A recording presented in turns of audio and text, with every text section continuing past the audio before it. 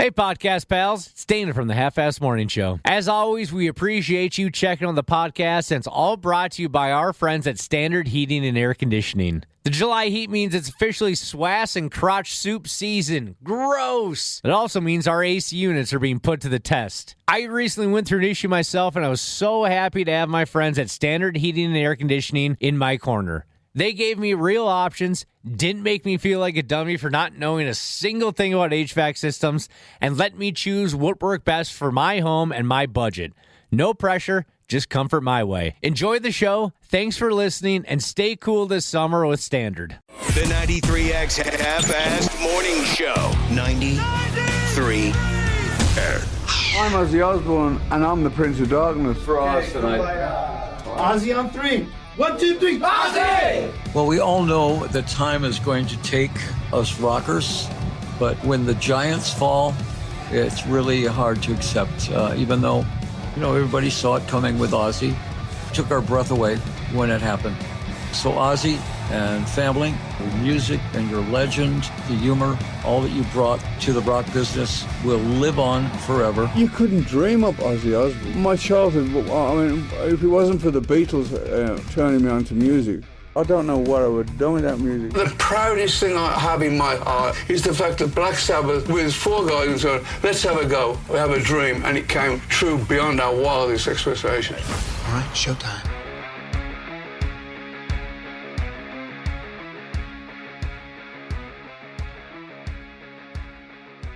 Man, what can we say about Ozzy?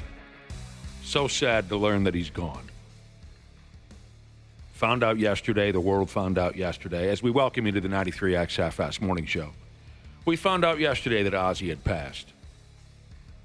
And we had just been talking quite a bit about the man, hadn't we, Cubby? A week or two ago, when he and the rest of Black Sabbath put on their final live concert, we talked about how it was a miracle that they were all still here. We talked about our concern for Ozzy's health and appearance.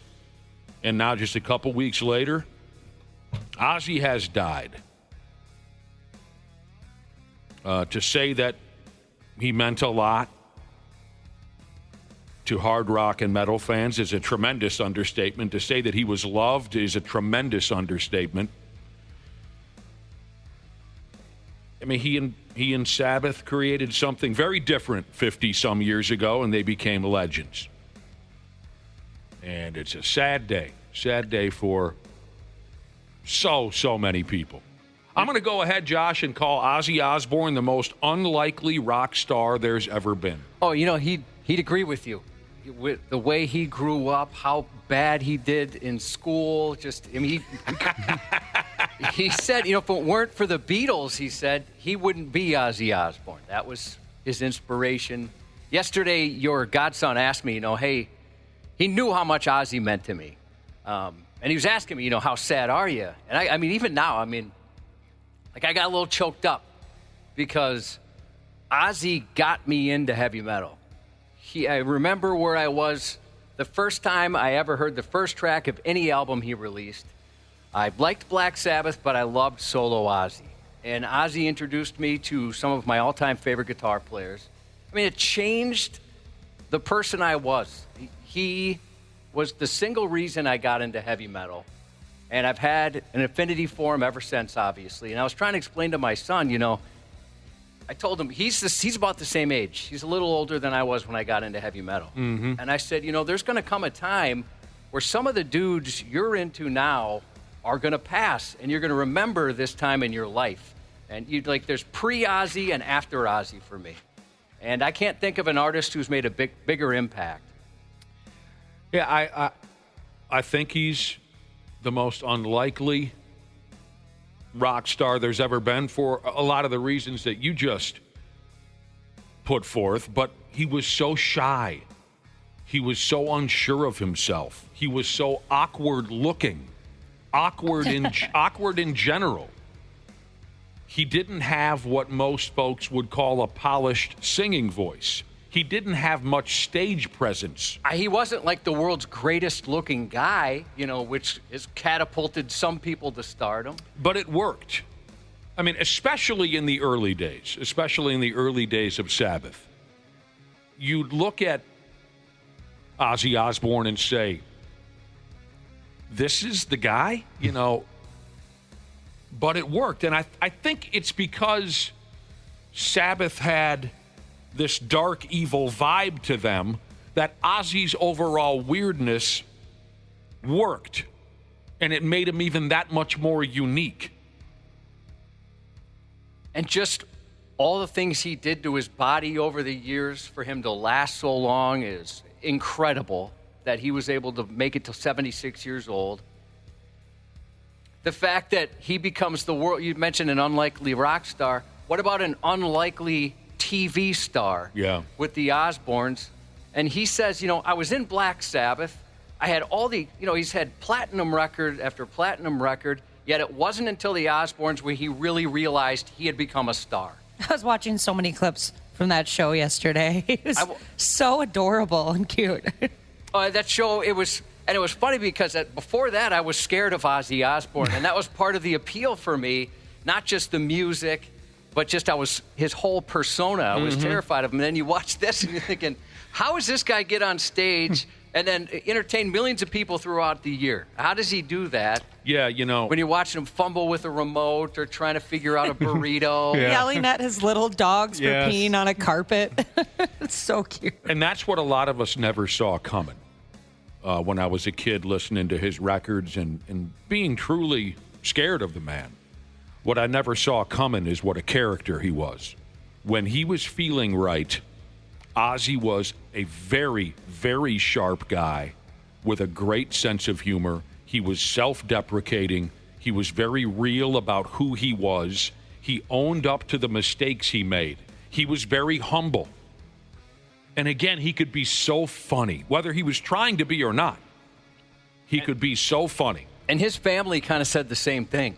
Like, it's 50-50, right? He's got such a great sense of humor. He can come up with some very clever stuff. But other times it's just who he is, the way he operates, the looks on his faces, the fact that he's so talented in one way but just completely clueless in something the rest of us would be totally fine with.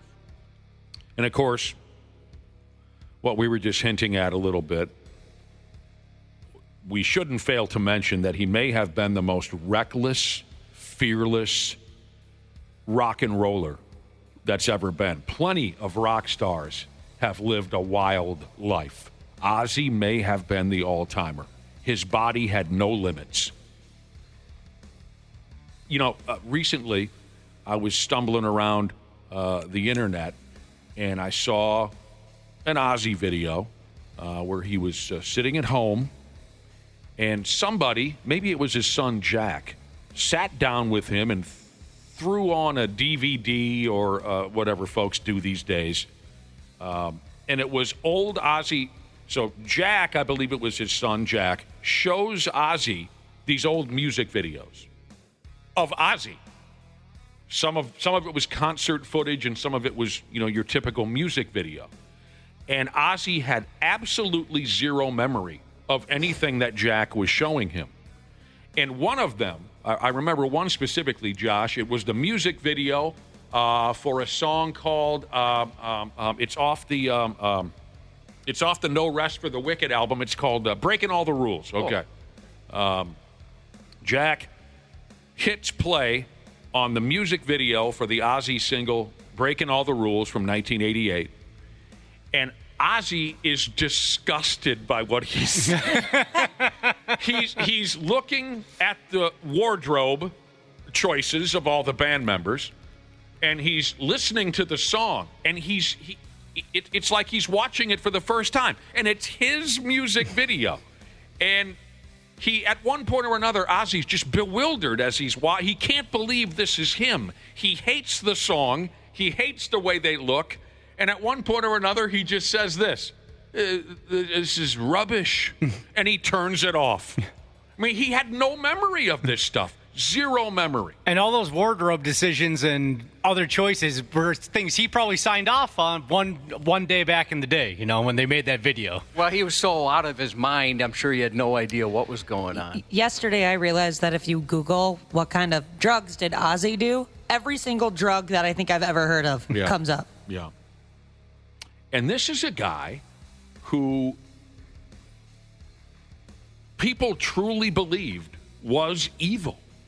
They truly believed he needed to be stopped. That is so weird to think of because obviously I wasn't alive. So I never had that experience. But when I think of him just being like this adorable older man. Yeah. I mean, like Josh and I mentioned, when we were kids, he was intimidating. He was scary. And we were taught, I was by older kids, like, you got to be real careful listening to this because he's a devil worshiper and this can alter your mind. And so, he was a terrifying figure. But we were kids. There were full-blown adults, and Ozzy wasn't the only band who got this treatment. Kiss got this treatment, AC/DC, where grown folks, truly believed. There were grown people who believed that Ozzy intentionally bit the heads off of live animals on stage and drank their blood. People feared him, and much of it was complete misinformation. Yeah, I mean, back in the day when he came to your town, it was fair to brace yourself. It was. Because this guy was a terror. This guy was a tornado of madness. But he wasn't looking to hurt anybody or our house pets. But there will never be another Ozzy Osbourne. Don't even try. You'll fail. There'll never be another Ozzy. It's kind of funny, and I forgot about this. Obviously, like last night, I spent the entire evening on YouTube watching all kinds of memories, and I forgot he's a WWE Hall of Famer. I'm not into the WWE as much as you guys are, but I completely forgot it. I thought it was funny that a couple articles last night made reference to that. What was his in there again? I can't remember. I remember he did an intro to a pay-per-view once and maybe played a song, but I don't remember anything besides that off the top of my head. Alice Cooper buddied up with Jake the Snake Roberts. I don't remember Ozzy's first... His first major appearance was at WrestleMania 2 in 1986, where he managed the British Bulldogs. That's right. Oh, yeah. F me. That's awesome that you found that, the British Bulldogs. Now, later on this morning, we're going to have a conversation with a feller by the name of Daniel Buckspan.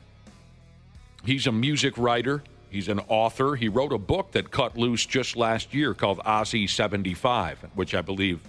someone tell me if I'm wrong, but is in reference to the fact that last year Ozzy turned 75. Yep.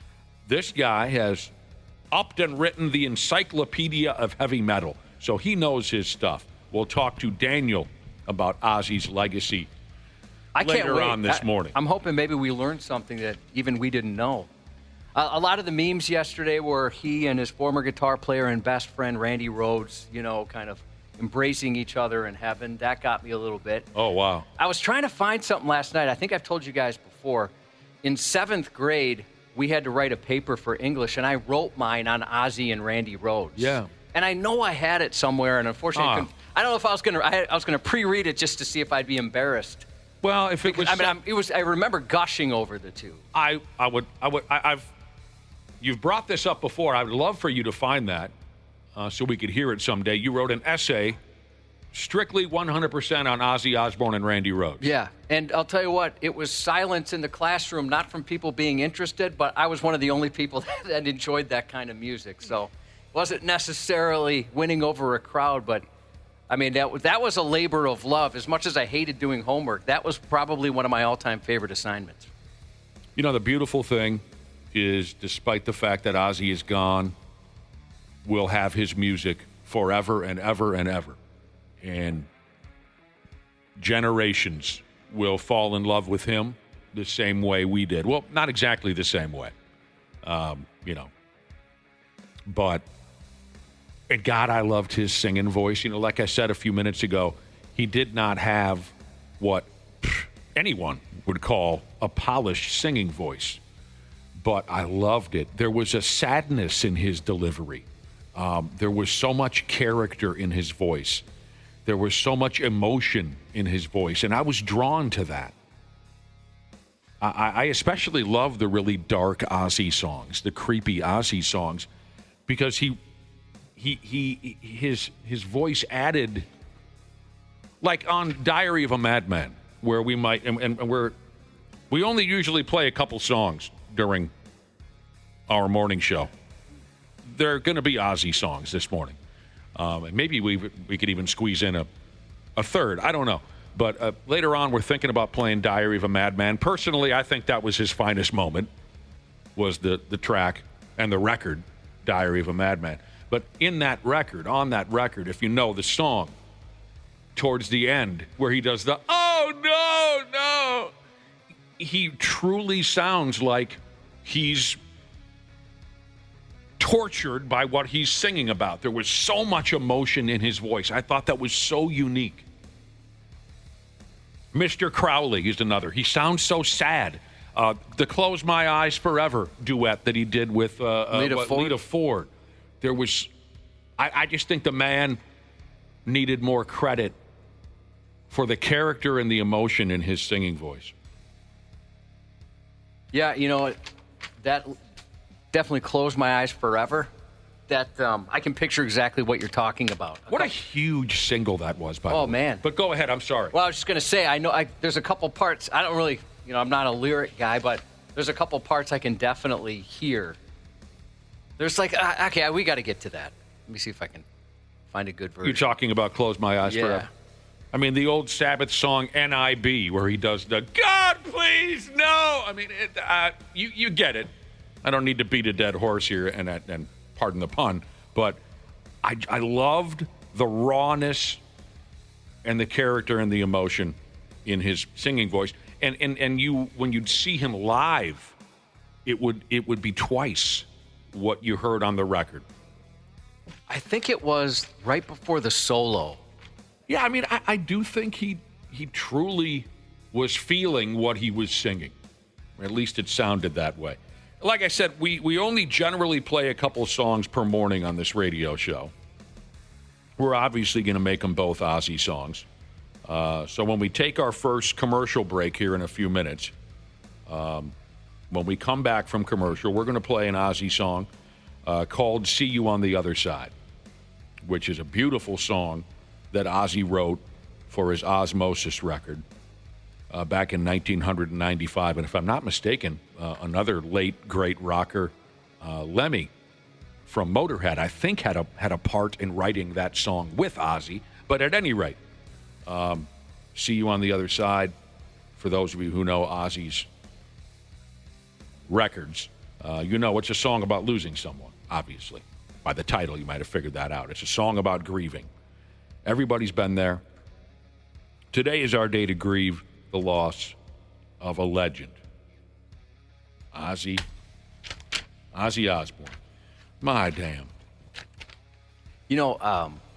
I appreciate a lot of nice texts coming in. It's kind of funny because I had this experience yesterday, too, between some friends and some members of the Brother and Sisterhood who reached out and just said, hey, I heard the news, and I wanted to check on you and Nick. We've talked about Ozzy over the years and what he's meant to us and how important he was, like in just our CD collections or whatever. Whenever we're listening to something, Ozzy's going to be in there. Mm-hmm. And I thought that was very sweet. And I haven't been able to respond to everybody, but if you're listening, I really appreciate that. I thought it was funny at the same time, that's like the first thought for some folks. That was definitely my first thought when my husband came home and I told him that Ozzy had passed away. The second thing out of my mouth was, I hope Josh and Nick are doing all right. Dana texted me yesterday, too. Almost immediately. I was like, my heart broke for you, Josh. Yeah, it hurts. Hurts a lot of folks. Well, I apologize to anybody in the produce section of Cub Foods yesterday when I got a little choked up trying to explain exactly who Ozzy was and what he meant to people of my generation to your godson there, Nick. Because I was a little embarrassed. So you were it's shocked? Cool that he asked. At first, I thought you were just talking to anybody who would walk by about Ozzy Osbourne in the produce section. I'm trying to spritz some lettuce here, jerkwad. You were grocery shopping with your son when you got a text or something? No, he asked me about it. Oh, he asked you about it. Yeah, he just asked about it. He hadn't said anything yet. He knew, and he was asking like a couple general questions, but then he just got kind of sentimental there. I'm like, my goodness, I wasn't expecting this at Cub Food. Son, could you wait till we get to the car? You know what else? Aside from a couple Ozzy songs we're going to play this morning, can we find when he sang Take Me Out to the Ball Game at Wrigley Field about 20 years ago? I watched that yesterday. Oh, my damn. Oh, yeah. What is happening in that video? No one knows what happened. No one knows what happened, but they invited Ozzy to sing Take Me Out to the Ball Game. And other than the Cookie Monster, this was the greatest performance of Take Me Out to the Ball Game that Wrigley Field has ever seen, where he just had no idea what he was doing or what he was singing, but the crowd effing loved it. And Ozzy Osbourne. All right, Chicago. I want to hear a real crazy crowd start singing with me. Are you ready? Are you ready? I can't hear you. Are you ready? 1, 2, 3, and let's go out to the bar. Oh, God. Let's go out to the river. Take me in, bring us in. I don't remember what I have to do. Run out of the line.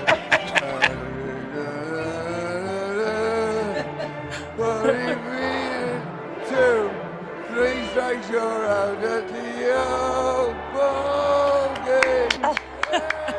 He almost sounds like you when you sing a song, Josh, because you don't know the lyrics to any song. Let's get some runs. Come on, don't mess around. Let's get some runs, guys. There you go. He had a great time that day. He did. It's kind of funny watching some of the other people in the crowd going, wait, is he like saying words? Has he ever heard this song? Yeah, could somebody have slipped him a lyric sheet or something? Man. You know, so like going through clips, right, to try and figure out what to play today. Some of them I was a little nervous, like maybe we shouldn't play that because he sounds like that, right? And I didn't want anybody to think we're making fun of the dude, but it's not necessarily easy to find some clips where he's dictating properly and he's making sense and not rambling. He had a good time at Wrigley Field. Heck yeah, he For did. Christ's sake. And hearing him address the crowd, you know, it reminds me of all the live shows that I've seen over the years with Ozzy. You know, I was mentioning a handful of minutes ago about the sincerity and the emotion in his singing voice when you listen to his records. He was so sincere with his crowds too, you know. He wanted them to be engaged at all times.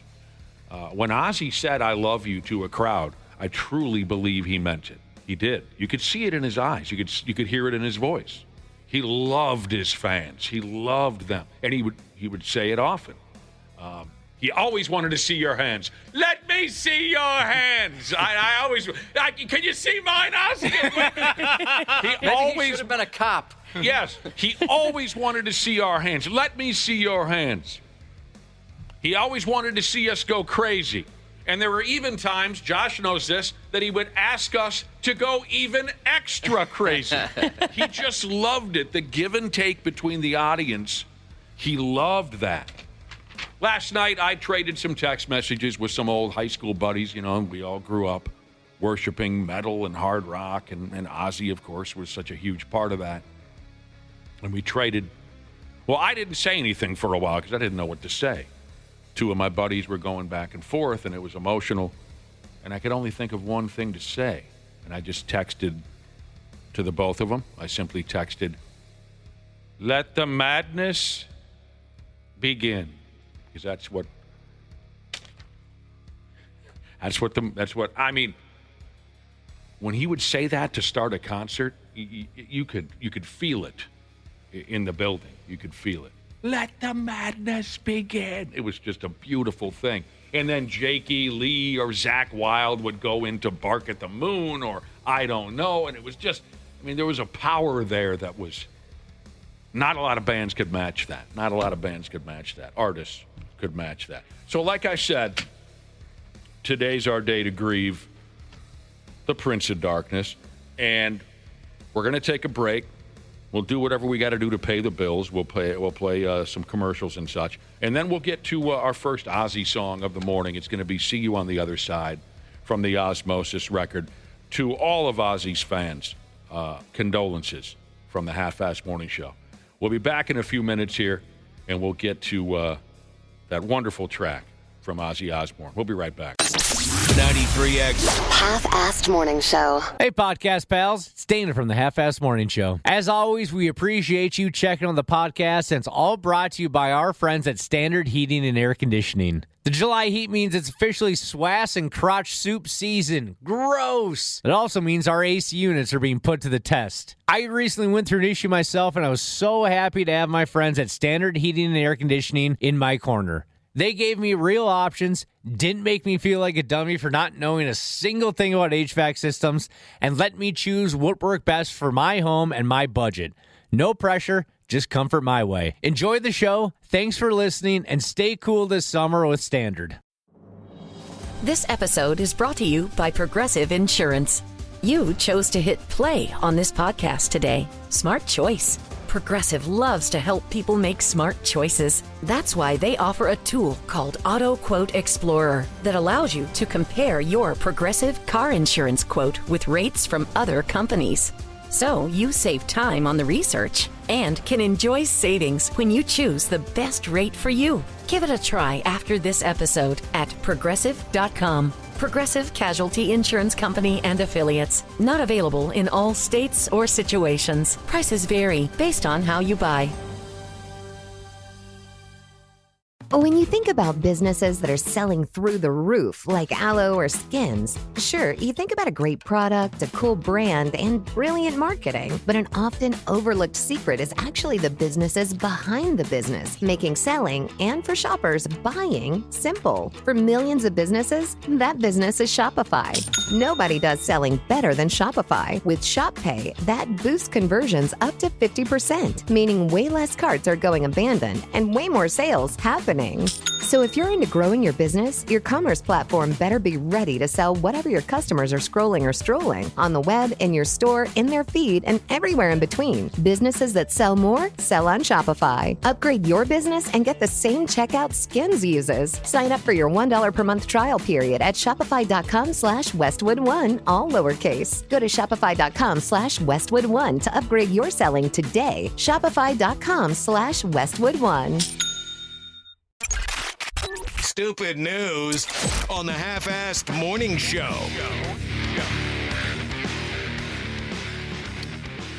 Today, we're paying tribute to the life and legacy of Ozzy Osbourne, who passed away yesterday. We've already talked up and down about the man.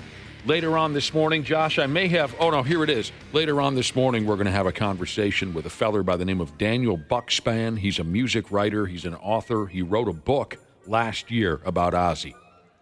And we're going to discuss Ozzy's life and legendary career with Daniel a little bit later on in the show. A lot of folks have been texting in, 651-989-9393, expressing their emotions, their sadness, but at the same time expressing all the positive things that Ozzy and his music did for them. So we'll be touching on the subject all morning long. This is one of the most interesting texts that I've gotten so far on the subject. Where the hell did I put it? I've got so much in front of me here. Here it is. I really like this text message from Megadeth is better than Metallica Jesus. You're not going to get any argument out of me and Cubby. No. There is an agreement, and it's a strong one. Megadeth is better than Metallica Jesus says yesterday, when the news broke that Ozzy had passed, he was driving. He saw a guy put his arm out the window, put the horns up, the devil horns, and continue that way for miles. That's awesome. That's one of the coolest things I've ever heard. Dude said, you know what? I'm putting them up and I'm leaving them up for Oz. I'm getting all choked up now.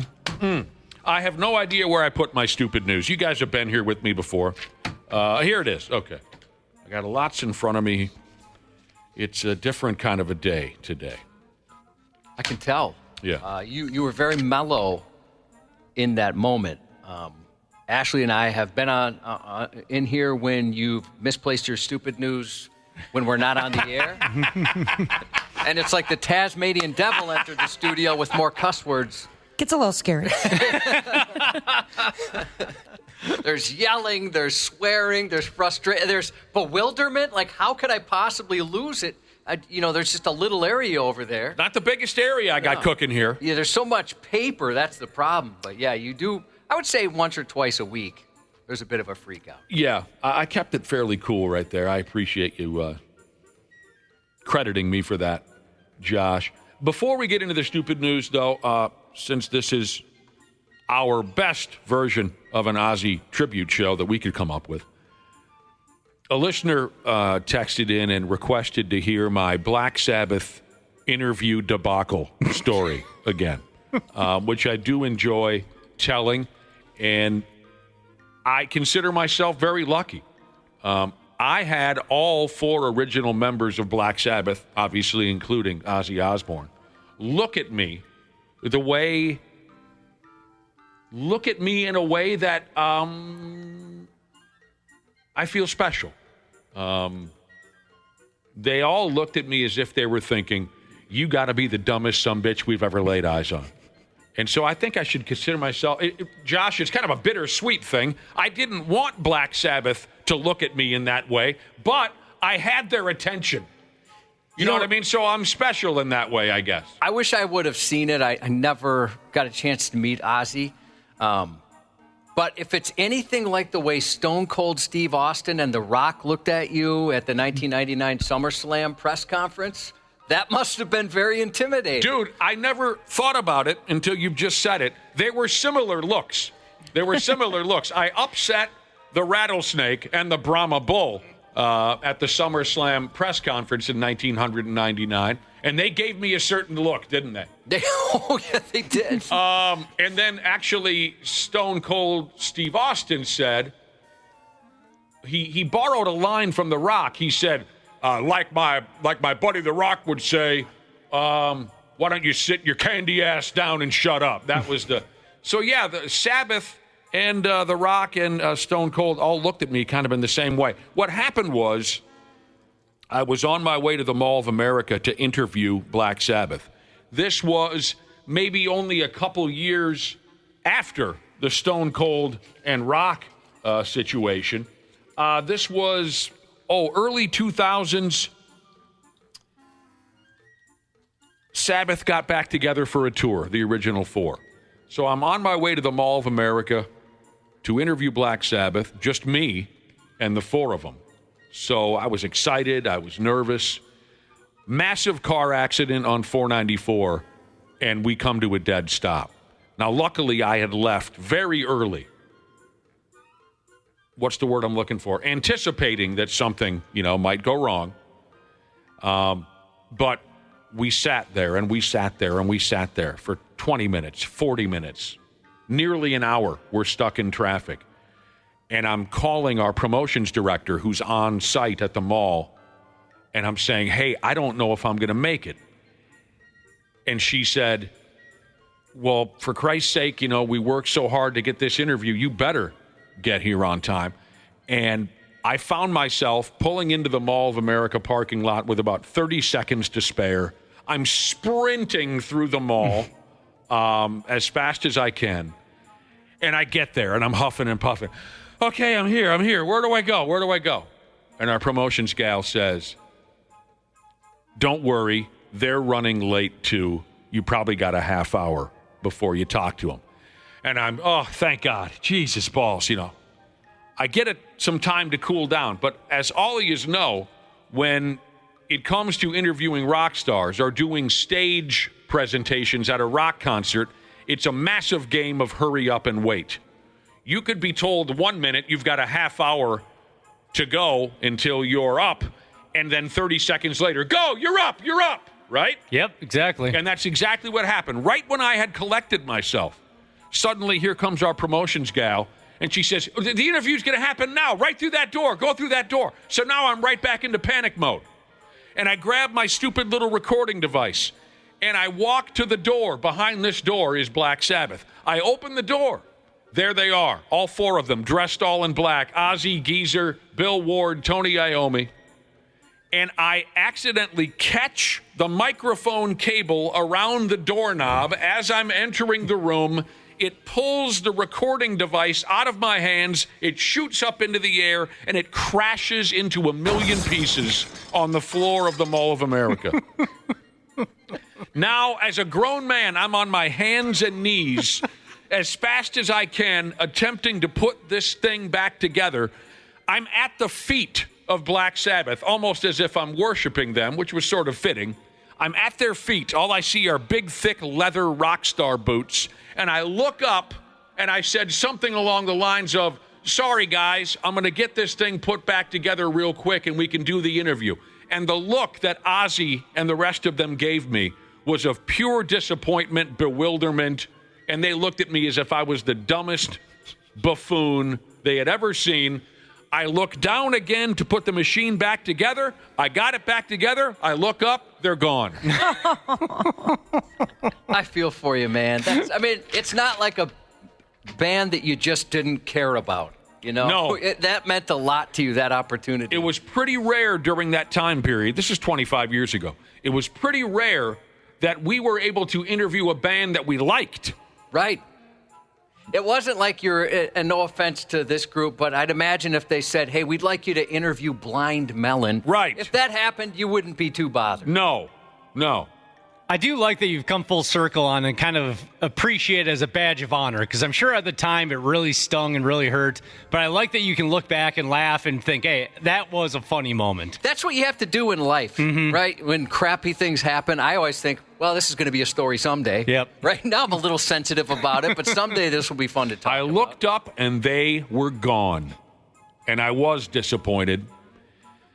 So I leave the room.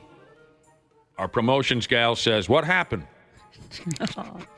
I said, well, I got the thing caught on the doorknob, and it exploded all over the floor, and they left.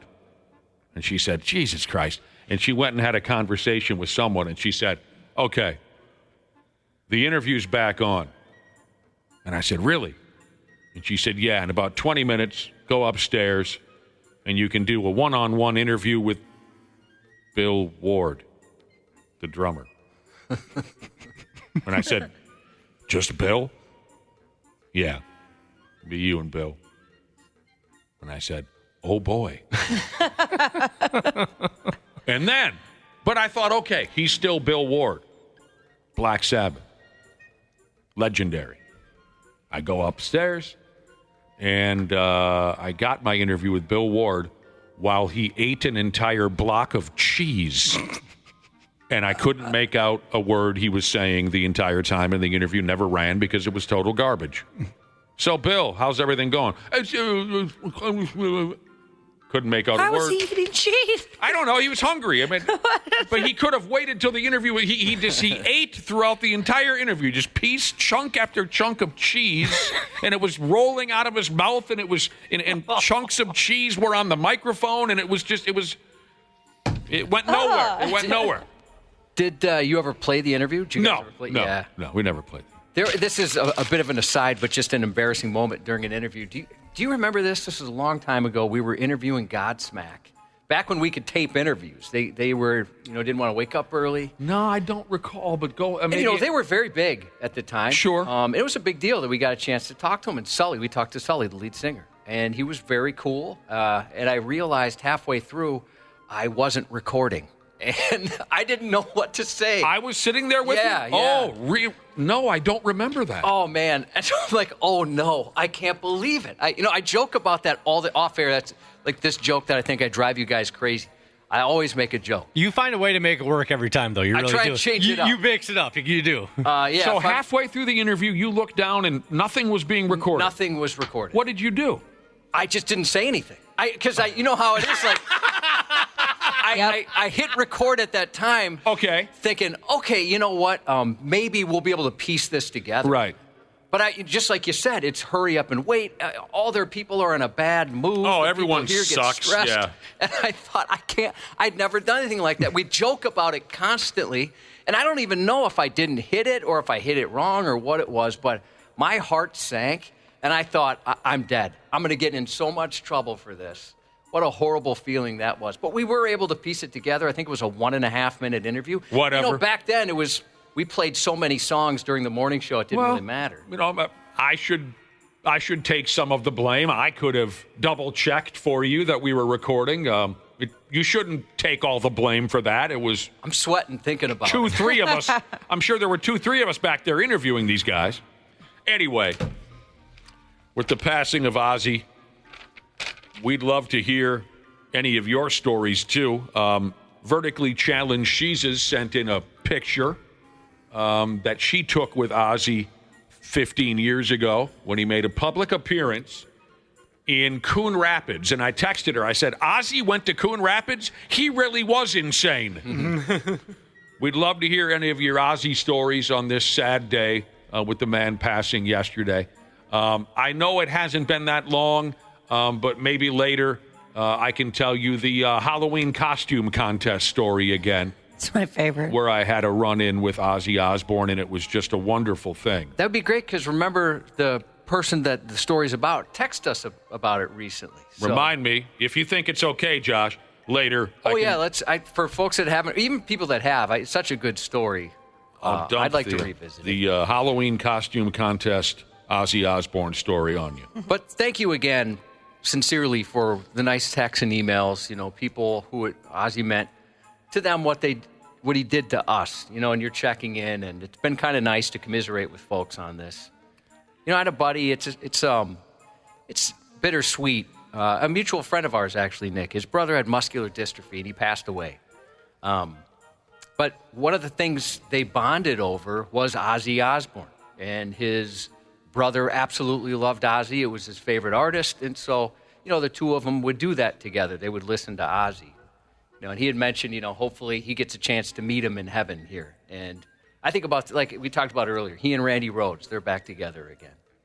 Absolutely. What a loss. Oh, wow. All right.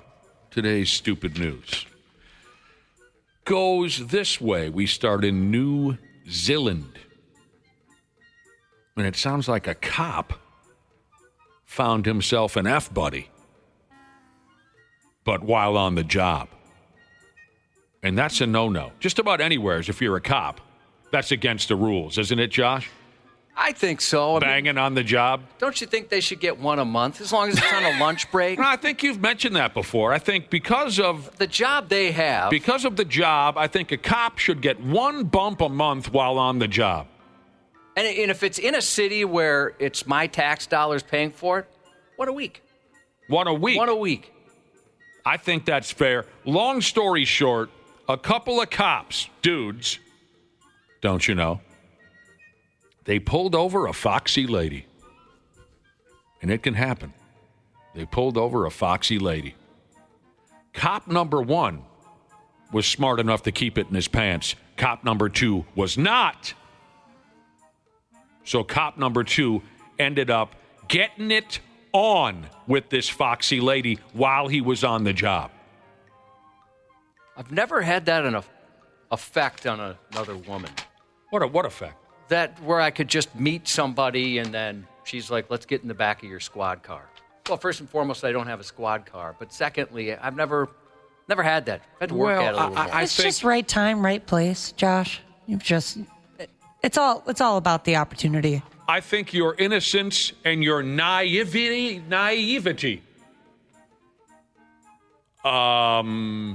didn't allow you to maybe see some signs. Could be.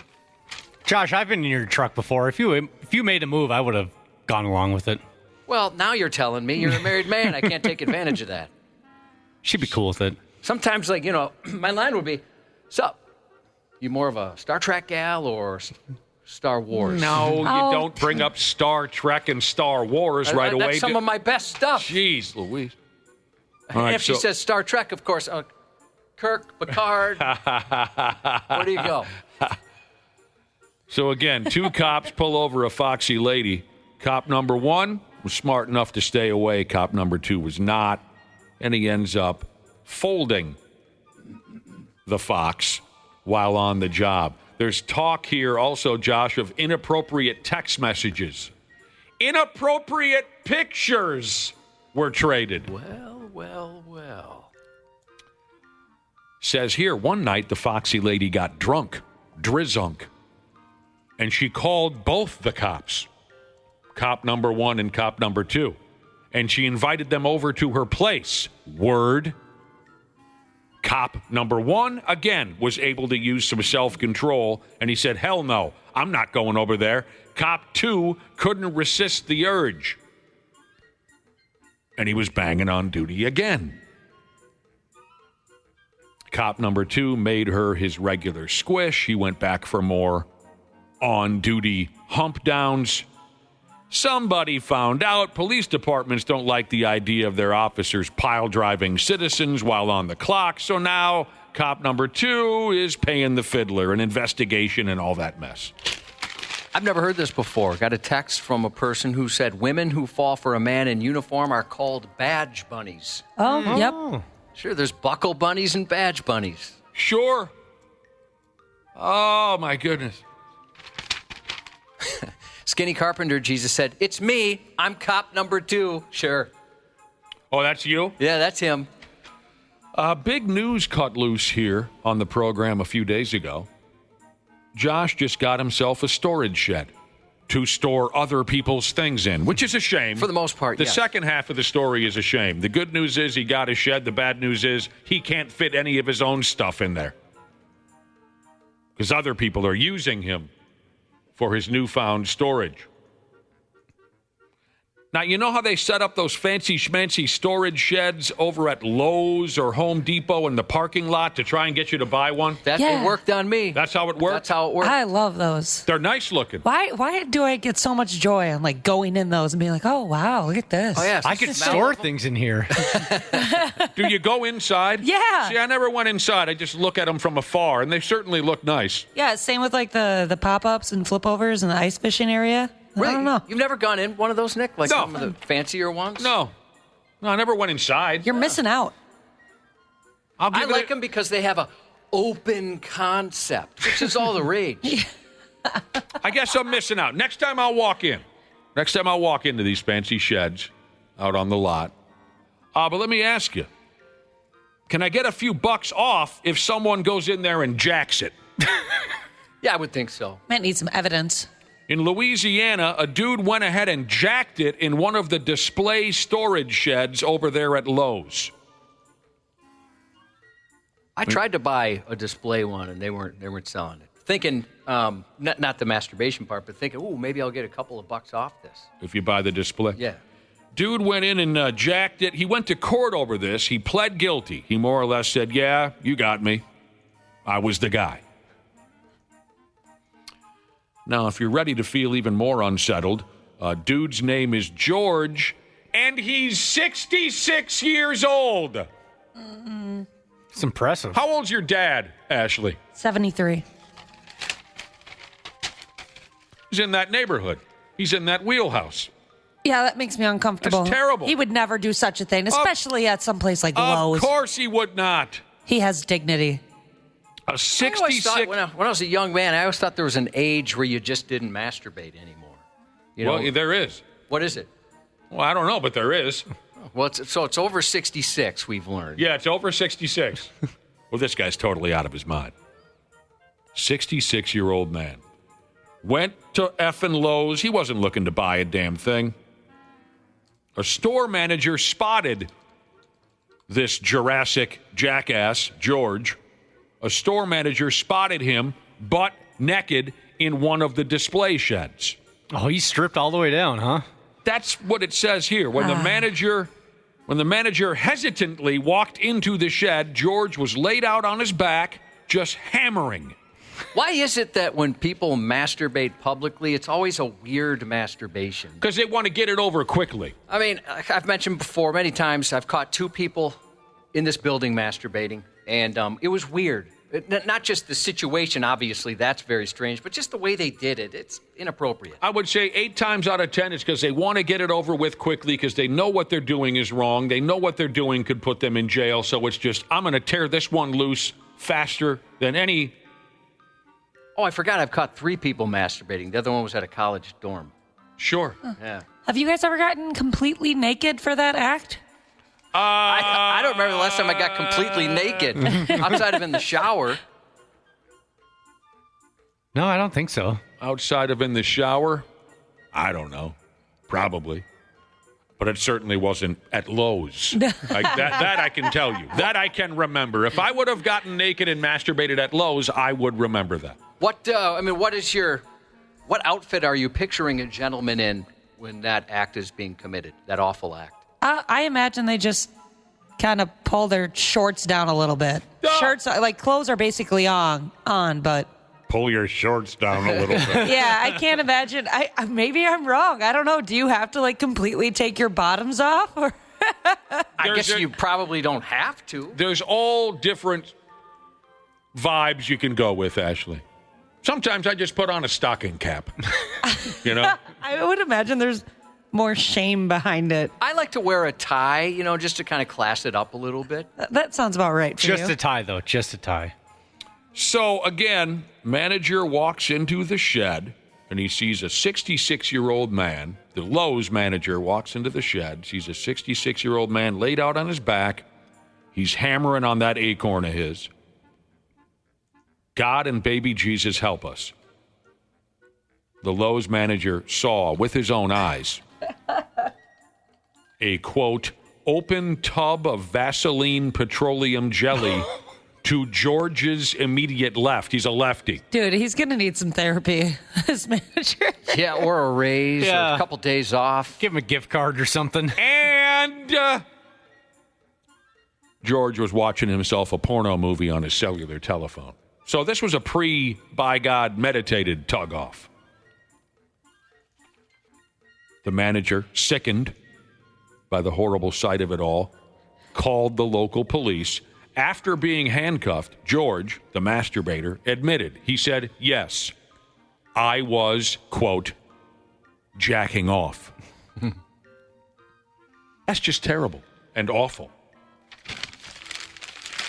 I just imagine the manager like in a corner in the fetal position, just rocking back and forth after that. I think he would need some time to himself after. Like Ace Ventura, he burns his clothes in a barrel and just cries in the shower. Yeah. I would think a guy would need just some quiet, some solitude to try and heal after seeing such a thing. Sure, maybe burn everything you were wearing at the time. There's got to be a ritual there, at least to begin the healing process. This is going to... I wonder if at least that particular Lowe's, if it's going to change the whole operation where now they have to lock the sheds.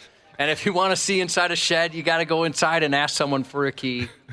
They check your pockets for lube, and then you can run in there and take a look. They have to put up signs, no masturbating in the display sheds, please. Just terrible. I'm lucky I've never had an urge strong enough where I felt I need to take care of myself at a big box store. Never once. That's normal, I think. So good for you. I'm glad that it hasn't happened. I mean, this guy obviously couldn't resist. Now your day will come. You think so? At a certain age? Yeah. when you turn 66, I'll drop you off at Lowe's and let you do what comes natural. Ain't you the two boys who was jacking off in my tool shed? I'll tell you what, it's just terrible. You know how it is these days? Society is going to milk this couple caught at the Coldplay concert bit until it has nothing more to give. Yeah, I'm over it now. This is ridiculous, but just bear with me. It says here, the couple supposedly caught cheating at a recent Coldplay concert has led to the search term cheating to blow up on Pornhub. Pornhub has seen what they call here a, quote, massive spike in searches for the keywords cheating and affair. And I think they just make this stuff up, so we say Pornhub out loud 6 or 8 times. Totally agree. Yeah, because what is this going to do to the search results? No, I mean, unless you're watching the storyline, but who does that? I don't know. I don't know. Yeah, so that's a great point. Do they just show a couple people doing it?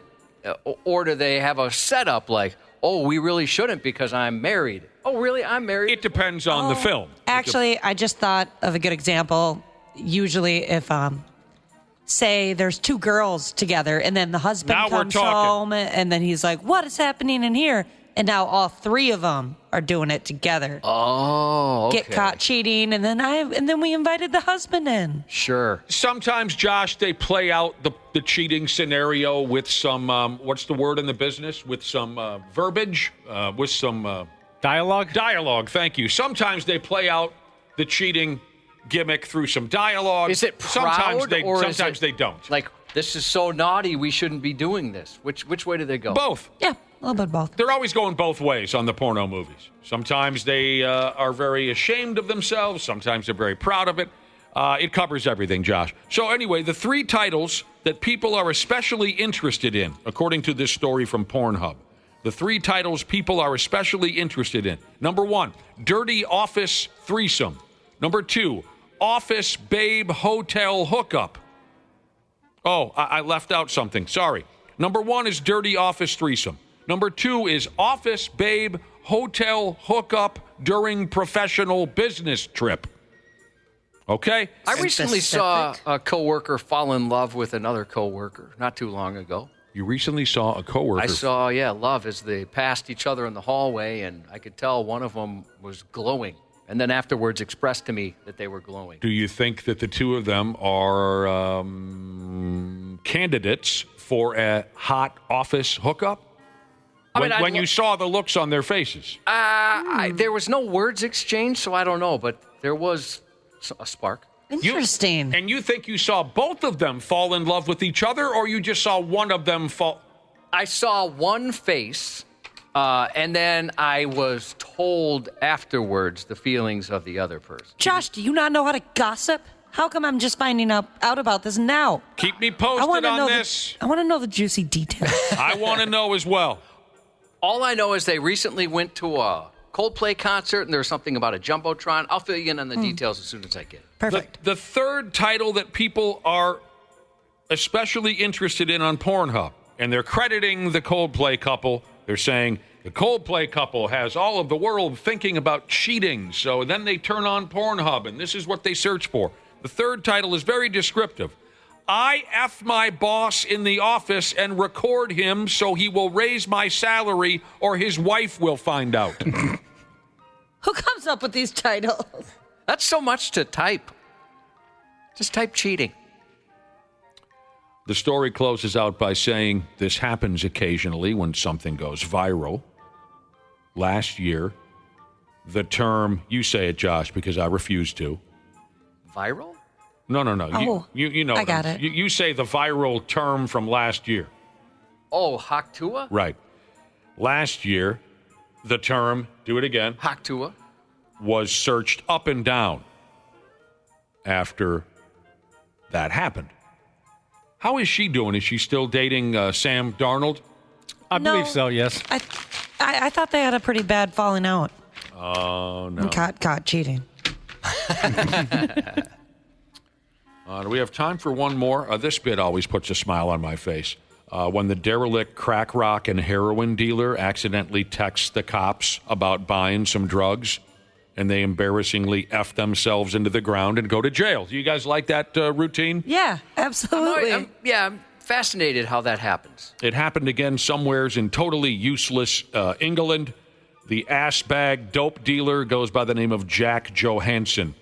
They say he's part of an organized crime unit. Dumbass accidentally texted a police officer about some dope. Now, this crack-relling, doesn't make any sense at all. This crack-selling, simple Jack, I'll call him, is going to chill inside an English prison for a while. As you can imagine, Jack, the dope dealer, has been in trouble a few times before in his life. So he had telephone numbers of local cops saved in his cell phone for probation purposes and whatnot. And also, being a crack rock dealer, he had plenty of crack rock customers in his cell phone, too. So one day, Simple Jack accidentally sent a text to a cop about some great new crack he had up for sale. Nice work, stupid. See ya in 2 long, miserable years. That's how long he's going away. For 2 years.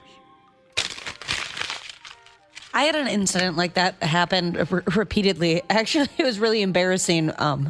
one of my weed dealers when I was in high school. He got a new phone number, and no matter how many times I went to text this old number, I couldn't remember that wasn't him anymore. And I was constantly texting it like, hey, can I grab some wax? You got any bud? This. And finally the person just cracked and freaked out and sent me like 3 paragraphs like, I don't have anything for you. Right. I don't know how many times I have to tell you.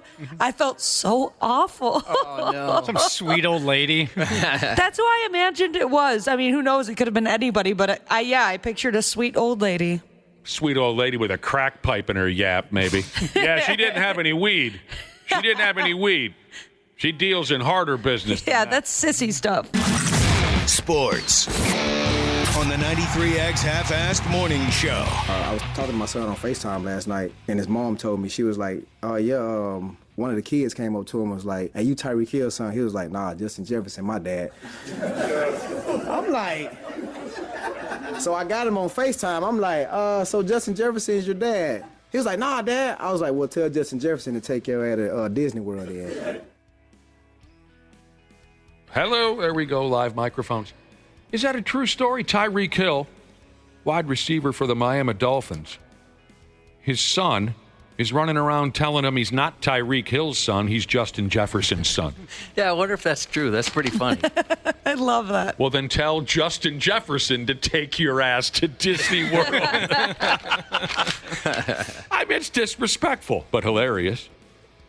I mean, when I was a kid, for you old North Star fans, when I was a kid, I had my entire, I think it was third grade, I had my entire third grade class convinced that I was the son of former North Star great Craig Hartsburg. They believed you? Yeah, we were third graders, you know.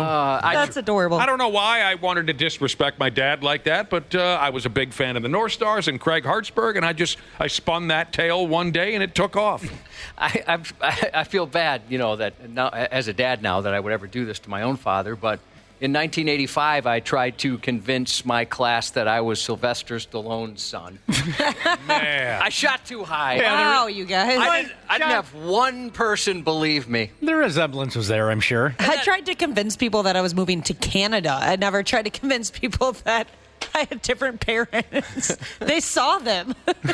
You convinced people that you were going to move to Canada. One of my friends was moving to Canada, and it was like one of those show and tell things where you talk about something new in your life or whatever. And she brought this binder full of like her new house and the new neighborhood she was going to live in. And I was jealous, I think. And so like 10 minutes later, when it was my turn to share, I told them I was also moving to Canada. I'm going there, too. I'm going to Saskatchewan.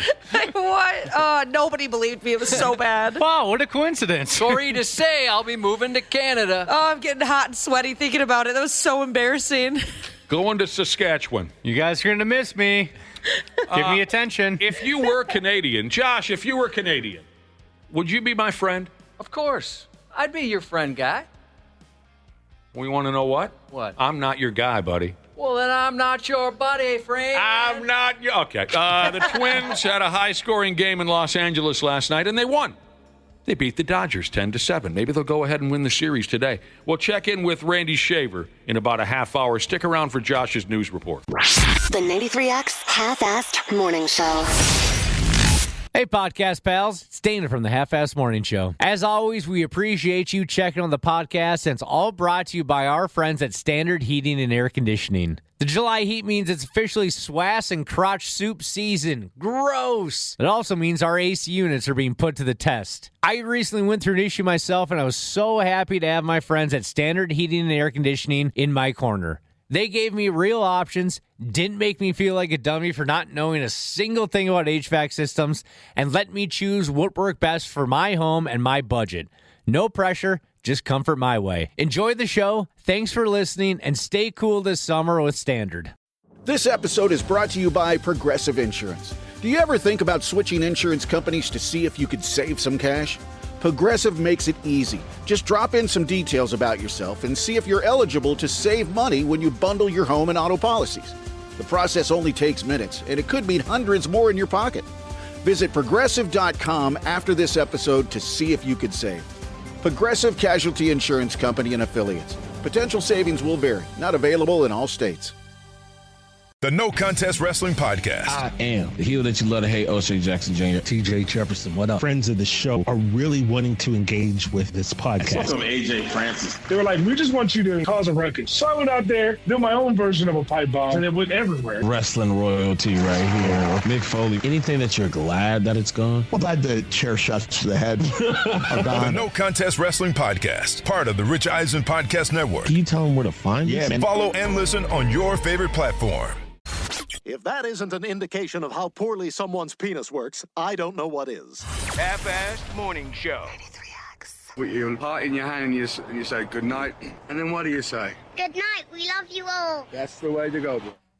Rock and metal fans around the world are mourning the loss of John Michael Ozzy Osbourne, forever remembered as the Prince of Darkness. Ozzy, as we've talked about earlier this morning, sadly died at the age of 76 yesterday. Born the fourth of 6 children to a poor working-class family, there was little early promise that he would one day become an icon to millions. Osbourne, who said he struggled with dyslexia, left school at 15. He bounced between factory jobs, from slaughterhouses to testing horns, and even spent some time in prison. He didn't just set out to conquer the world, however. He began singing at local clubs, and in 1968, he joined a group in need of a frontman, the Polka Tulk Blues Band, with Tony Iommi, Geezer Butler, and Bill Ward, which evolved into Black Sabbath, launching a whole new genre with their self-titled debut in 1970. Though he was fired from the band in 1979 due to substance abuse, he roared back with a wildly successful solo career, releasing 13 studio albums, selling over 100 million records, and earning 5 Grammys. Beyond music, Ozzy found a new generation of fans through The Osbournes, the MTV reality show that aired in the early 2000s, revealing a chaotic, hilarious, and surprisingly tender side of the man behind the myth. I'm a very simple man. You gotta have like computer knowledge to turn the TV on and off. Jack! Thing. Why can't I get a normal TV, man? I pressed this one button and the shower starts. I'm going, what is this? Where am I, man? Beloved as much for his humanity as his theatrics, Ozzy had a turbulent career, including lifelong battles with addiction and his infamous on-stage bat-biting moment. Somebody threw a bat on stage, and I thought it was one of these toy bats. So I picked it up, bite the thing's head off, and suddenly everybody's freaking out because it's a real bat. So it was, for all practical purposes, a toy bat. Yeah, but I can assure you the rabies shots that I went through afterwards aren't fun. No, they're painful, I understand. Those funny at all. In 2020, he revealed he had Parkinson's disease, the latest in a series of health struggles, which also included emphysema and spinal injuries, eventually bringing his touring days to an end. His final act came on July 5th in Birmingham, billed as Back to the Beginning, a farewell concert which reunited him with the original Black Sabbath lineup for the first time in more than 20 years. Though wheelchair-bound and singing from a custom-built throne, Ozzy delivered an emotional set in front of a galaxy of rock legends. The event went on to become the biggest-grossing benefit concert of all time, raising nearly $200 million for Birmingham Children's Hospital, Acorns Children's Hospice, and Cure Parkinson's, a disease Osbourne had lived with since 2019. I had a bad fall. I had to have surgery on my neck, which screwed all my nerves in. And I found out that I have It's Parkin 2, which is a form of Parkinson's. It's like you have a good day, and then a really bad day. Ozzy's family confirmed his passing and said he passed away peacefully yesterday, surrounded by loved ones. Dude bit a bat's head off. That's so awesome. He sure did. 1 in a damn billion. While the world mourned the loss of the legendary Ozzy Osbourne yesterday, perhaps no one took it harder than a local news station who dang near melted down. News operations at the KARE 11 station in Golden Valley were interrupted yesterday about 1:30 p.m. when the lights went out and an apparent transformer started popping, sparking, and exploding, sending smoke into the facility and forcing the station to evacuate. It was what looked like a transformer. That's the early indication of what was going on. Just lots of pops and fire in one specific area at the back of our building near our satellites. Making some moves now to figure out if we can even do a newscast with what we have left, which is not much. They are all here working on the building right now. Nobody was hurt in the incident, but it made the KARE 11 team skip their 5 p.m. newscast and get creative. They put together an outdoor broadcast at 6 At another site, this in Shoreview, they broadcast their 10 p.m. newscast from the VIP lounge at Rick's Cabaret. It's kind of good to know that it doesn't just happen to us. Right. Yeah, we've had that happen here. Yeah. I kind of thought it was a typo at first. Did they mean 93X, not KARE 11? Now, Josh, I watched KARE 11's 10 o'clock news last night, or tried to, being totally unaware of this. And it was an absolute disaster. Like Ashley was just saying, I felt a bond with them. I did, because they were just doing the best with what they had. And it did not go over well. I noticed that the thing that grabbed me was, if anyone else watched the 10 o'clock news last night on Channel 11, they had, they're trying to run their regular news. Here's the story about a car accident in St. Paul or something. And then they would cut to some video of a citizen talking about this car accident. Normally, there'd be about a 5-second clip of that citizen saying, yeah, I was there. It was a hell of an accident, right? Instead, these clips were 2 minutes long. And I thought, something's wrong here. Why are they playing? Well, I'm thinking the easy answer was they did not have the ability to edit these interviews. So they just had to run it as is. It was really strange, but it was obvious right away that something was wrong. I had no idea that the place had caught fire. Like you said, I mean, I felt a bond. Yeah. I didn't watch it, but I read the news story this morning. I wouldn't wish that upon anybody, but at the same time, it's just nice when you realize, okay, it's not just this place. It's fun when it happens to somebody else. It got hotter than a dock and light show in Florida this week. A 25-year-old man tried to set a Planet Fitness gym on fire, then attempted to hide naked in a tanning bed. Gross. He didn't turn that bed on, did he, while he was hiding in there? They didn't say for sure. That's a good way to burn your schmeckle. But there is an update on that. Staff said the man had been asked to leave at closing time, but began acting erratically instead. Cops responded to a nude man sprinting through the facility, crawling into the ceiling, and trying to spark a bathroom blaze. Security footage captured him streaking through the gym with a bold disregard for the dress code, popping into various rooms and lounging on a hydro massage bed. Then, for his next trick, he climbed into the ceiling before settling into a tanning bed, completely nude, sunning his hog. As a cop says in this clip, he left butt cheek marks. They're going to wrap you up. Is that better? Oh, you left cheek marks. Gross. I would have been sounding the lunker alarm the whole time. Oh, yeah. I've always been tempted to hit. I used to go there, and I was tempted to hit that thing. What in God's name is the lunker alarm? It was behind. I don't know how. Maybe you just saw the button, Josh, but usually the one that we had at the gym that I worked at, it was behind the employee counter. So if anybody was, I guess, grunting really loud, being a D-bag, shirt off, doing anything they weren't supposed to do, you would hit that button and kind of be like, hey, stop being a D-bag. Oh, I thought, okay, so I've only gone to one, and it was like a big red whammo button on the wall with a sign above it that says Lunko Alarm. What? I mean, maybe I can't never remember exactly what it said. Lunk or lunk. Maybe I never saw that, but I don't think that was around when I was working at the gym. That's so cool. And then an employee would come out the back and straighten out the problem, or what?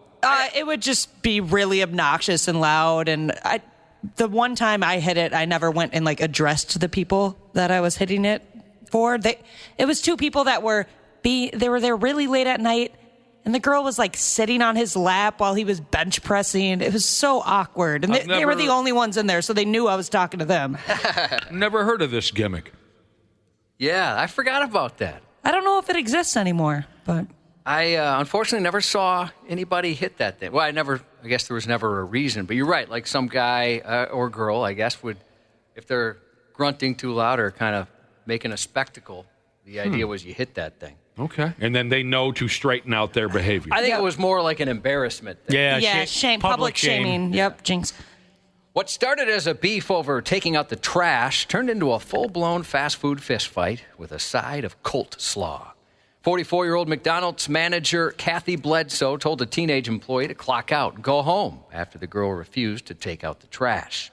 The teen called her mother, 35-year-old Tanika McKenzie, who showed up at the restaurant with another teenage girl to confront the manager. That's what I always thought. was the best move if you have, a little confrontation at work when you're a grown person. What do? You call your mother. You got to call your mom. Yeah, Mom, I'm having problems at work. Can you come help me? Hopefully you have the type of reasonable and supportive mother where you say, hey, Mom, I didn't follow the directions at work, and I didn't, go through with my responsibilities, and they sent me home. Can you come beat this lady up? Right. Quicker than people changed the channel to K-Fan during initials, a heated argument broke out in the lobby and then spilled back into the office. According to police, McKenzie began throwing fists at Bledsoe's face. Bledsoe, not exactly loving it, responded by pulling a pistol and popping off a single shot, hitting the McDonald's manager, McKenzie, in the leg. I just can't believe it's happened in a town like this. It's just insanity. And this McDonald's has a lot of people inside sitting all the time. Police arrived and arrested Bledsoe at the scene. McKenzie was carted off to the hospital. Both women are facing felony charges. Bledsoe's booked for aggravated unlawful use of a weapon. McKenzie's been hit with aggravated battery and something police called mob action. I'll be damned. Mob action. I've never heard that charge. No, that's a new one. But that sure is embarrassing. Little conflict at work, you call Mom to come help you out. We've worked with some people in the past where I wouldn't have been surprised if they would have called their mother during a work dispute. There's someone that did bring up their significant other, like, they're going to be pretty disappointed with this news. Oh, yeah. I remember that one. They cited their significant other as a factor in a work dispute. Oh, I'm terrified. My wife, when she finds out about this, and we all kind of looked at each other as if to say, what the hell does your wife have to do with this? What are we talking about? What are we doing here? A former reality TV star was arrested at a Walmart in Tennessee after she attacked someone with a sock filled with rocks. Owie. 21-year-old Diamond Tankert was taken into custody Saturday following an incident at a Walmart supercenter in Antioch, just outside Nashville. According to an arrest affidavit, she was seen on surveillance footage assaulting a woman near the checkout area Friday. The victim's grandmother, who witnessed the scene, told police Tankard used what she described as a sock filled with rocks to carry out the attack. The victim told officers Tankard came up from behind while she was at a self-checkout. She grabbed her by the hair and began beating her. Yeah. After the assault, Tankard allegedly took off with the woman's iPhone and her Louis Vuitton handbag. The victim was later treated at a hospital and required stitches. Tankard, who once appeared on the Bravo reality series Thicker Than Water as a child, was previously charged with attempted first-degree murder after striking a woman with her vehicle last year on purpose. On damn purpose? She hit somebody with her motor vehicle? She did. And now she's running around town with a sock full of rocks. That's a nice, thrifty, cost-saving weapon there. Knives and guns are expensive these days. Why not just throw some rocks in a sock? The victim's grandma from this story may be interested to know today is Gorgeous Grandma Day, a day to honor and appreciate grandmothers, recognizing their beauty, wisdom, and vitality.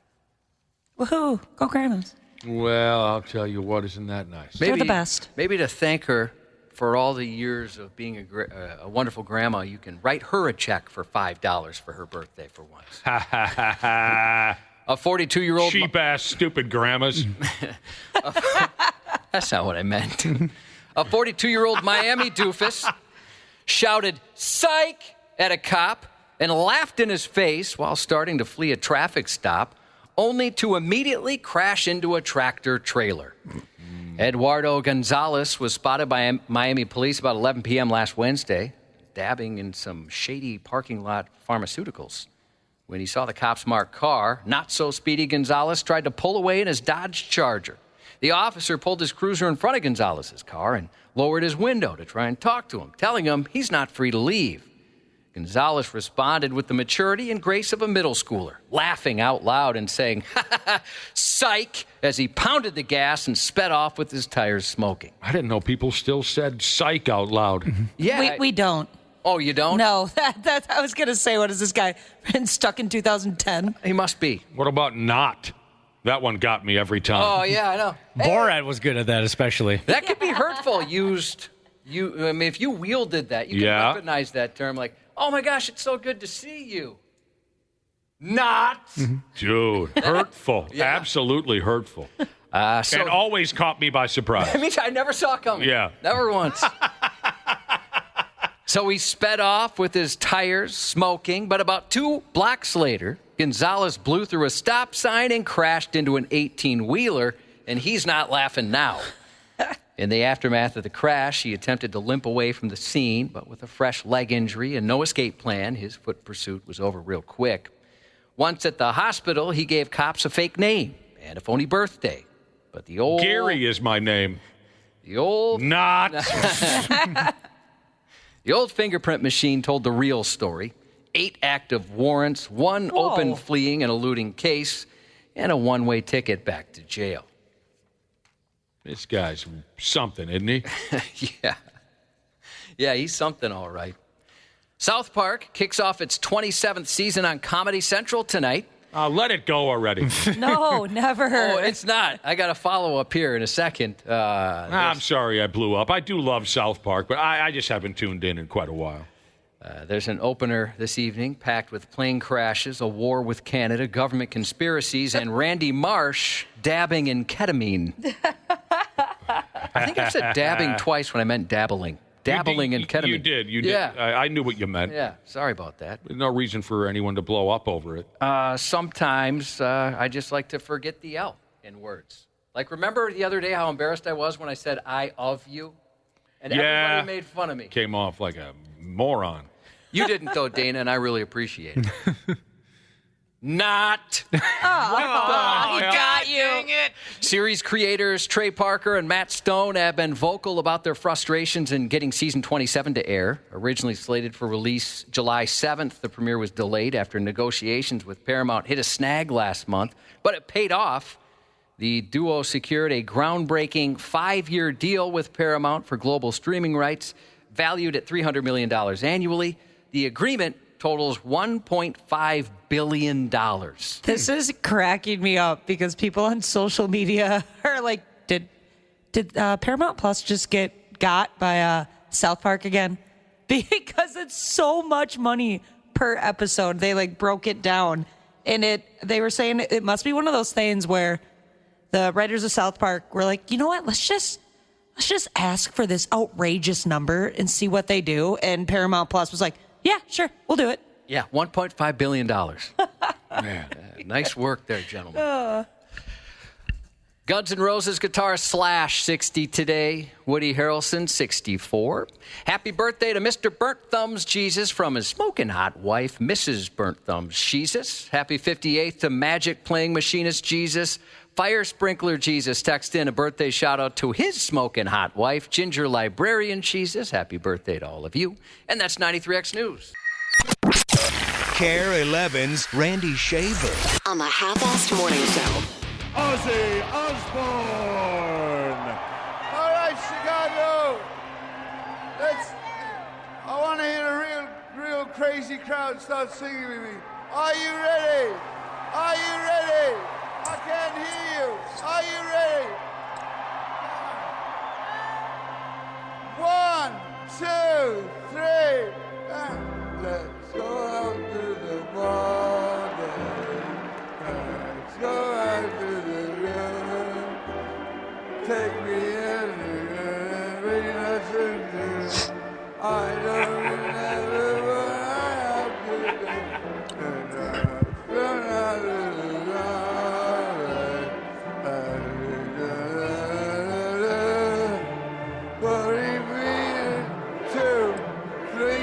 you're out at the old ball game.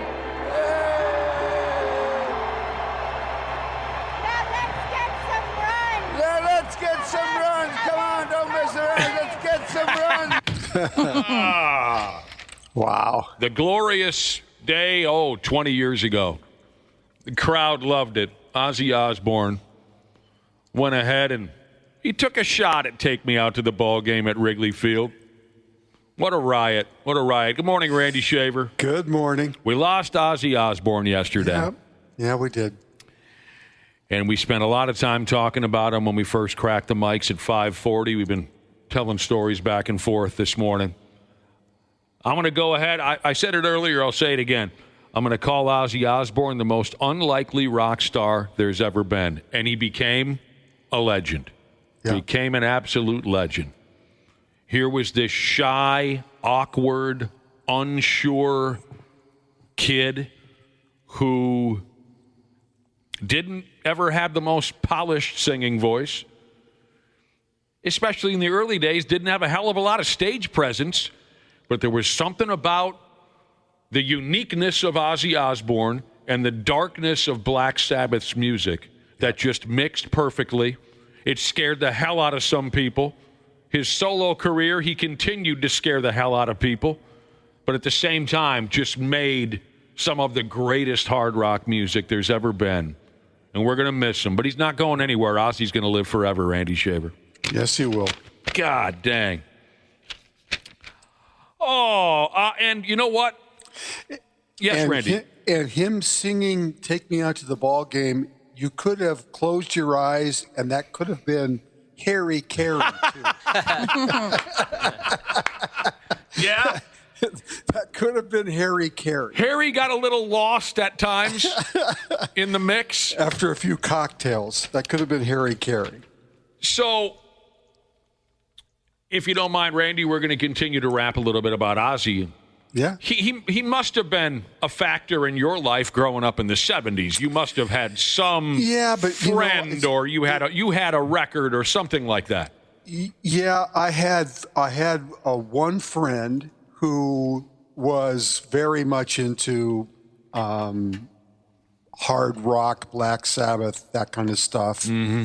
That's not really where I gravitated towards until I discovered Kiss. Right.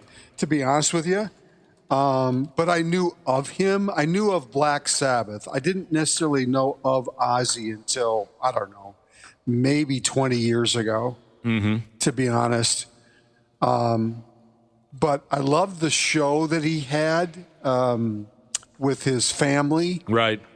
I mean, that's how I kind of really realized who he was and that kind of thing. So you are far and away ahead of me as far as his impact and what he meant to music and all that kind of stuff. Because I really didn't know. I was more a Jackson Brown kind of guy. Sure. In high school than I was into the harder stuff. Into the harder stuff, yeah. Oh, man. We normally only play 2 songs during this morning radio program. Already this morning, in tribute to Ozzy Osbourne, we played a song. Oh, hell, the song is 30 years old now, which is unbelievable. 1995, the record was called Osmosis. We played a track called See You on the Other Side, which is very fitting. It's a song about loss. It's a song about grieving. I just want to give folks a heads up. We're going to play another Ozzy track before we're all said and done this morning. And where we're going next, after we're done with this conversation with Randy Shaver, we're going to play what I believe to be his finest hour, and that was the Diary of a Madman record, and the track itself, the title track, Diary of a Madman. So just to give folks a heads up, when we're all said and done with this, we're going to play that tune, and hopefully you love it. Hopefully you're familiar, but maybe I'm hopeful that you're not familiar. Maybe there's some of you out there who have yet to really do a deep dive into what Ozzy gave us over 50 years in the music business. So we're going to get into Diary of a Madman a little bit later after Randy's done. We have been lucky over the years to cross paths with some of these folks, some of these rock stars that we grew up loving, and one of them has been Ozzy Osbourne. I had the opportunity to be around him 3 times. I told my Black Sabbath interview debacle story earlier this morning. A couple of listeners texted in and said they'd like to hear the story again about the Halloween costume contest featuring Ozzy Osbourne. Again, this is 15, maybe 20 years ago.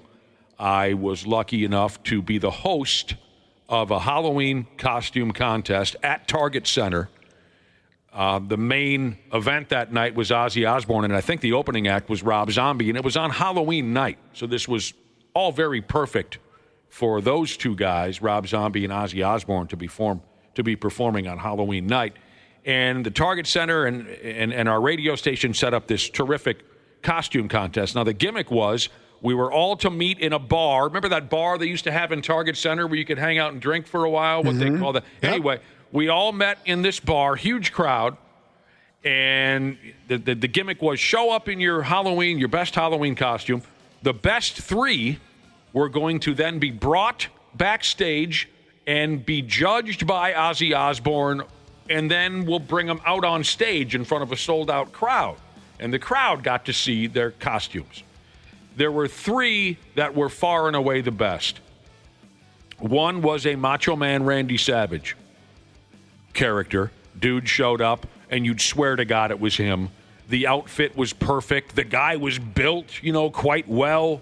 He had the beard. He had the terrible hair. He had the headband. He had the voice, everything. He may have been a professional Macho Man Randy Savage impersonator for all I knew. That's how good the guy was. The second was an Ozzy Osbourne character, and this guy was also very good. He kind of had the, if you're an Ozzy fan, you'll understand the reference. He kind of had the No More Tears era Ozzy look. The straight, long hair, the little circular glasses that Ozzy wore during that time period. This guy looked the part perfectly. He had the voice down. He was terrific. The third was, and Josh just brought this up recently, this guy still listens to the program and recently texted us. Is that correct, Josh? Yeah. Dude who showed up as a character that he created himself, that he called Mirror Man or something like that.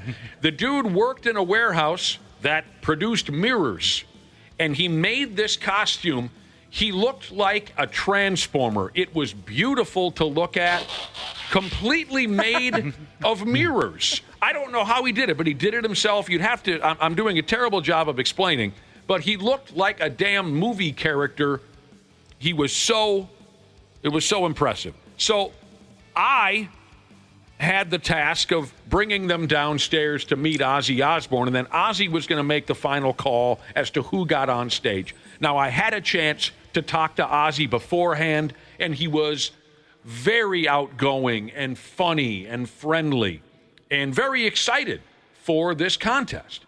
The prior time I had met Ozzy, he was not dialed in at all. He seemed out of it completely on whatever at the time. So this was really exciting for me this second time around to hang out with the man, and he was in a much, much better mood, very happy and friendly. So here I come down the stairs with these three characters, Macho Man, the Ozzy character, and the Mirror guy. And I rap on Ozzy's door, and I poke my head in, and I say, hey, Ozzy, it's me, the radio dick. I've got the three characters to come in, and you are going to be... And he said, yeah, come on, man, bring them in, man. I don't know if I'm close on the imitation, but the Macho Man Randy Savage guy walks into Ozzy's dressing room. And as you might imagine, all three of these people were very nervous to walk into Ozzy Osbourne's dressing room. The Macho Man Randy Savage guy walks in, and Ozzy says, brilliant, man, unbelievable, I swear to God, it's the real thing. You're unbelievable. It's terrific. I can't wait to see you on stage. And the Macho Man guy is just beaming. He's so excited that Ozzy has approved. The Mirror guy walks in, and Ozzy goes, oh, my God, I can't believe. And I said, Ozzy, this guy made this costume himself. He did? Effing unbelievable. Of course you're going on stage. Yes. And I said, okay, we got one more for you. And I waved the Ozzy guy in. The Ozzy guy takes 2 steps into the locker room, and Ozzy says, no. Oh, that would hurt so much. Yeah, that's heartbreaking. Yeah. And the Ozzy character guy says, oh, I've been listening to your rap. No. Oh. He wanted no part of it. No part of it. Guy went home, was crying, burning old vinyl albums. I think in that moment, Ozzy thought of it as a little disrespectful. I mean, who knows? But he shut that guy down. And I had to say, yeah, sorry, dude, go outside and go outside the dressing room. The rest of the night was great. We got on stage. The crowd loved it. Specifically, I got also to meet Ozzy's drummer at the time, and I can't think of his name, the guy that was in Faith No More for a terrific drum with the. Anyway, I did talk to the Ozzy guy in the hallway later. He understood. He wasn't terribly upset. He said, I had a feeling maybe that he wouldn't want to see someone, sort of making fun of. So it was a hell of a night. It was kind of tough. Yeah. In that moment where the dude just got shut down. But I've been very lucky. I love that he didn't hold back or pretend to like it. Just, no. No. Mm-hmm. Oh, man. Yeah, we lost Ozzy. If there's been 3 famous dudes who were always mentioned in any conversation about beating the odds and living much longer than anyone expected. Yeah. The 3 dudes were Ozzy. Yep. Keith Richards. Yep. And last but not least, the greatest in-ring performer in television history, the Nature Boy Ric Flair. Yep. Those 3 guys were always mentioned whenever you had a conversation about, wow, how have they made it as long as they did? The 3 of them, it seemed as if their bodies had no limits. Yep. Well, 2 of the 3 are still with us. The Nate now, the latest on Ric Flair is that he's once again cancer-free after he took on some melanoma treatment recently. Yeah, I saw that. You did? Yep. Of course, his statement on social media was, quote, "I'm cancer-free, woo." To no one's surprise, that was his statement on social media.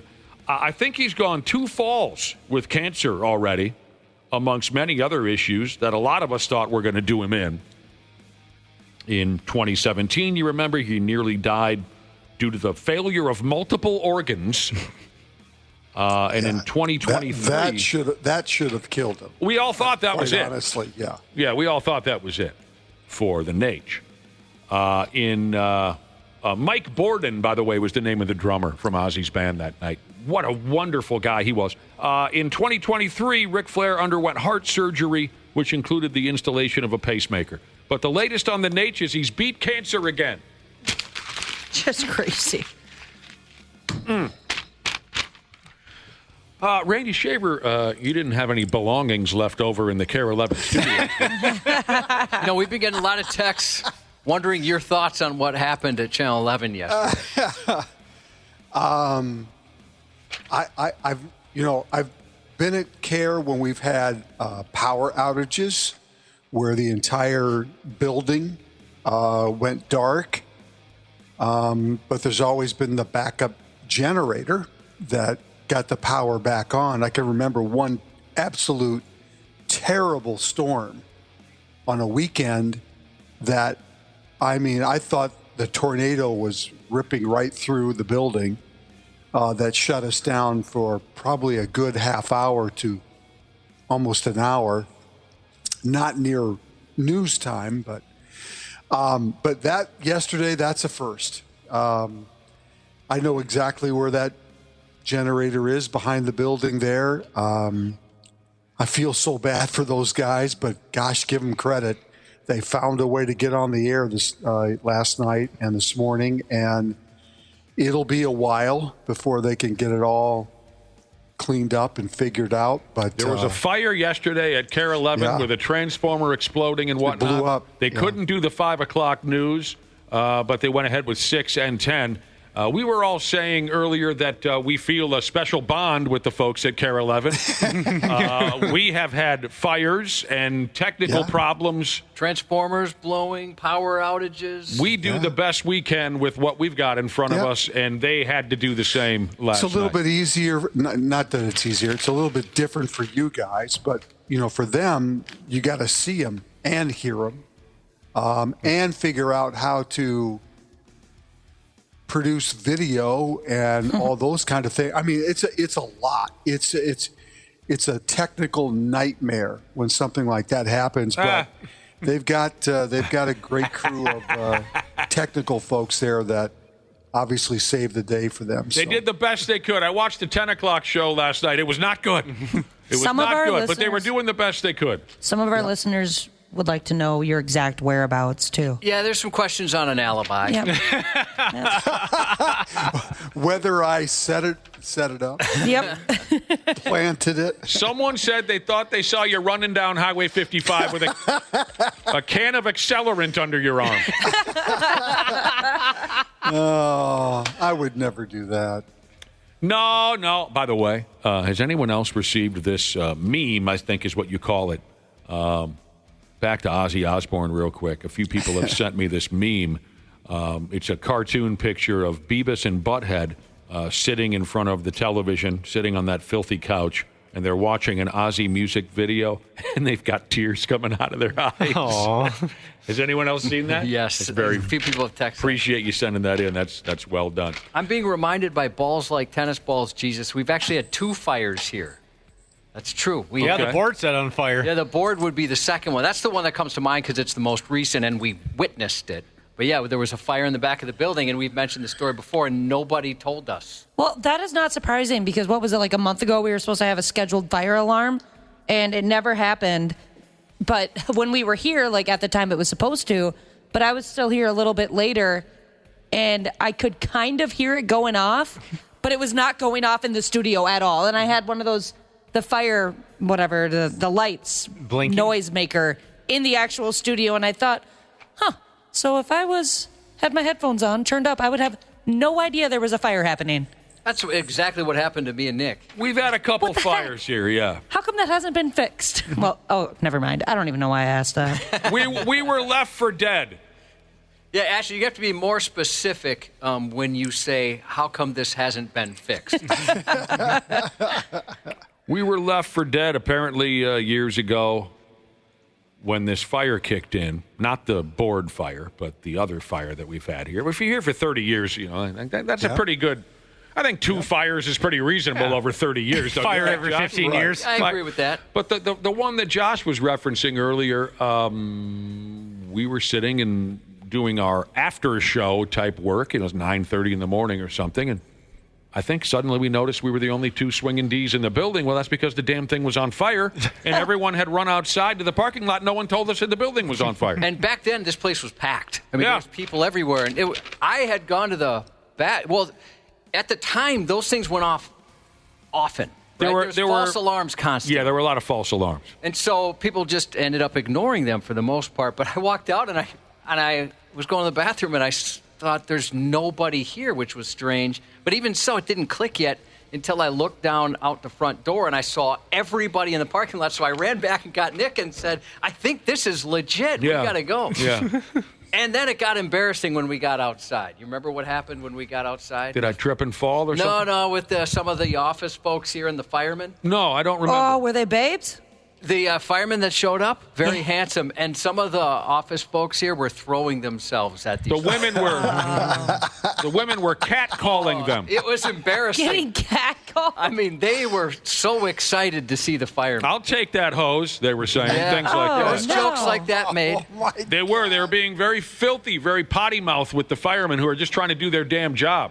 This must have been before we had weekly sexual harassment training.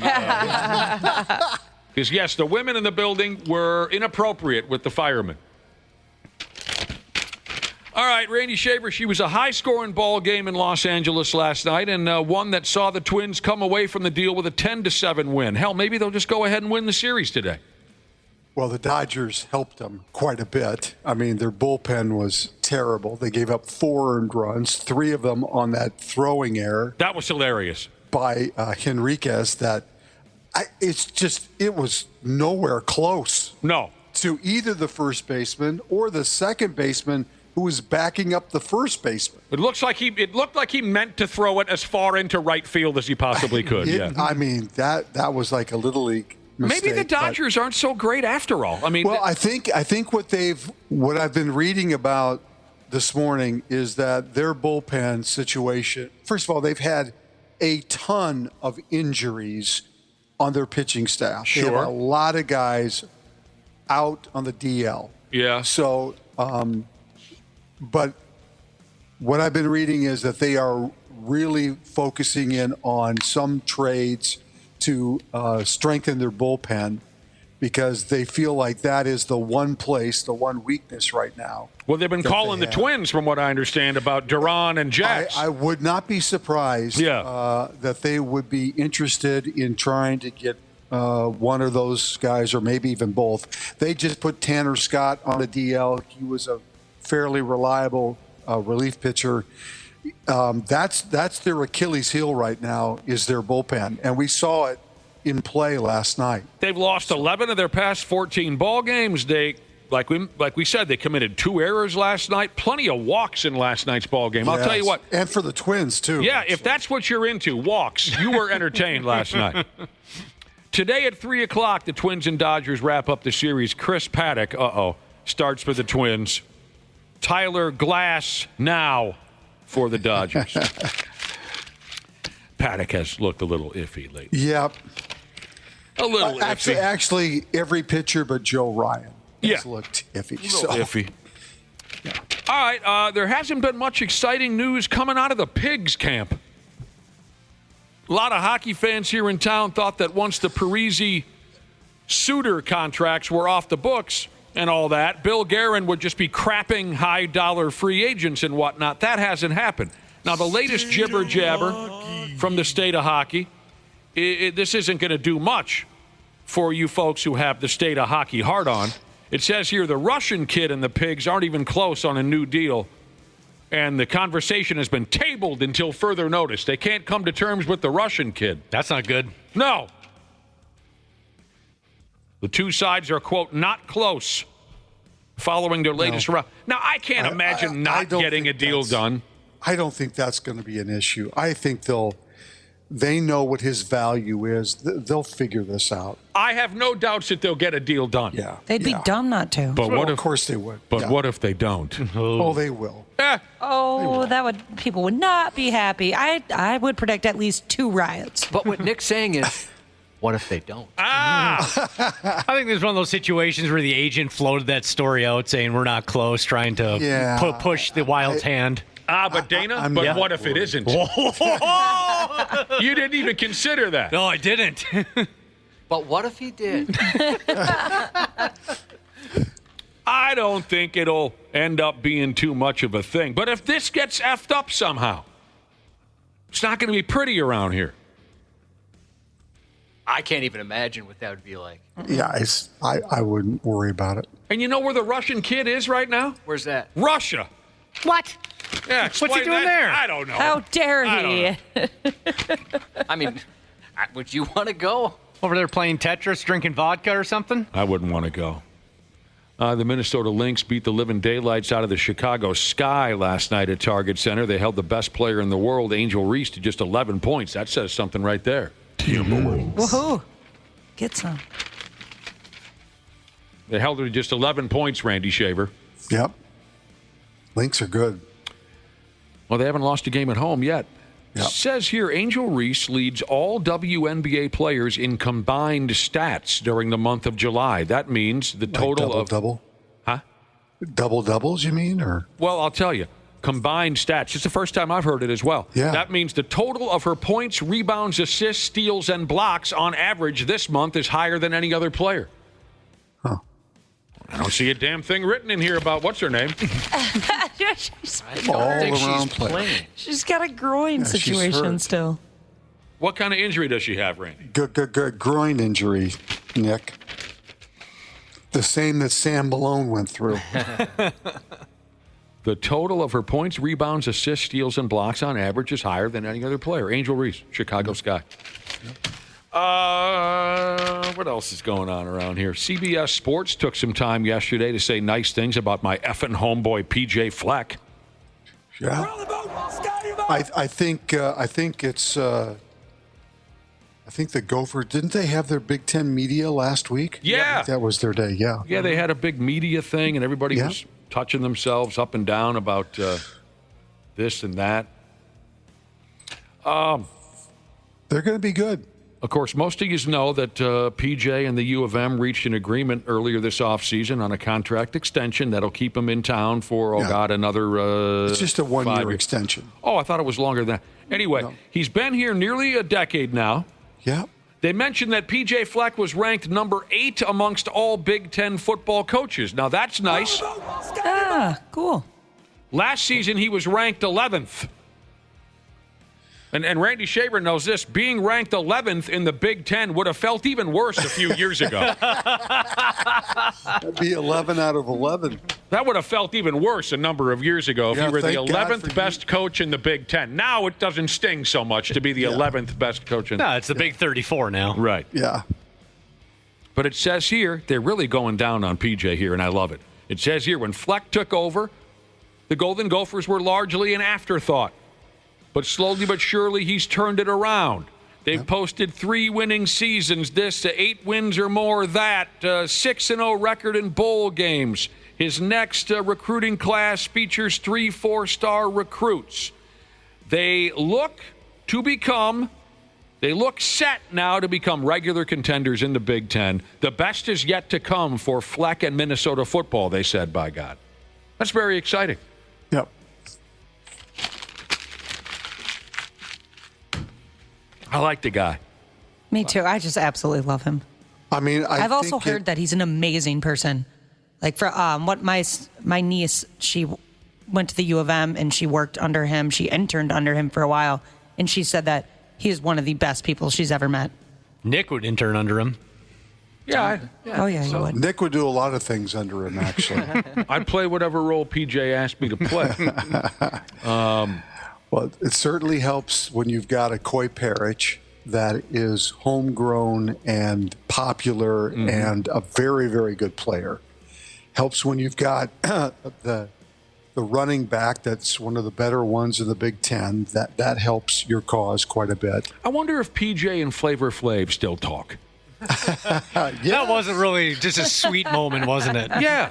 I'd like to think the two of them have maintained some sort of communication. By the way, when Ozzy passed yesterday, one of the most heartfelt messages I read online was from Flavor Flav. Apparently, Flavor Flav and Ozzy were quite close, and they have been for years, and I was totally unaware of that. But yeah, last year at the disgusting Mayonnaise Bowl, when Flavor Flav jumped out of the mascot costume, I thought to myself, I hope this is a friendship with some staying power. PJ Fleck and Flavor Flav. I wonder if they've talked. I'd watch that reality show. Yeah. I'm just hanging out, being bros. 2 of them living in a campground or something together. I don't know. Whatever. Maybe they go RVing around the... It was...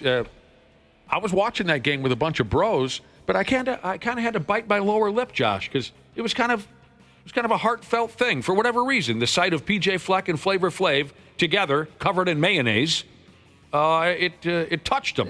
They each made a friend that day. Yeah. Yeah. Oh, dudes! At an outdoor monster truck show in Washington, and is this video up on our website, Ashley? I didn't believe. Is it? Okay. Yeah, Okay. You posted. Thank you. At an outdoor monster truck show in Washington, one of the big fat-ass monster truck tires popped off one of the trucks while it was How does that happen? It just snapola is how that happens. The tire comes busting off one of the trucks while it was performing. The tire went bouncing into the damn parking lot, and it crushed somebody's car into absolute oblivion. Holy crap. Oh, my God. No way. Someone's car just got... Oh, my God. Oh, my God. I hope no one's car is messed up. That guy was thrown. Somebody's car was messed up. It was. Somebody died in That front crushed of a him. Kia. It did. What do those tires weigh? 700-800 pounds? Does anyone know what those things weigh? Nope. To look that up. One monster truck tire. I'm going to guess. And I've never been very good at estimating weight. Yeah, you're pretty close, 800 to 900 pounds. Which kept me...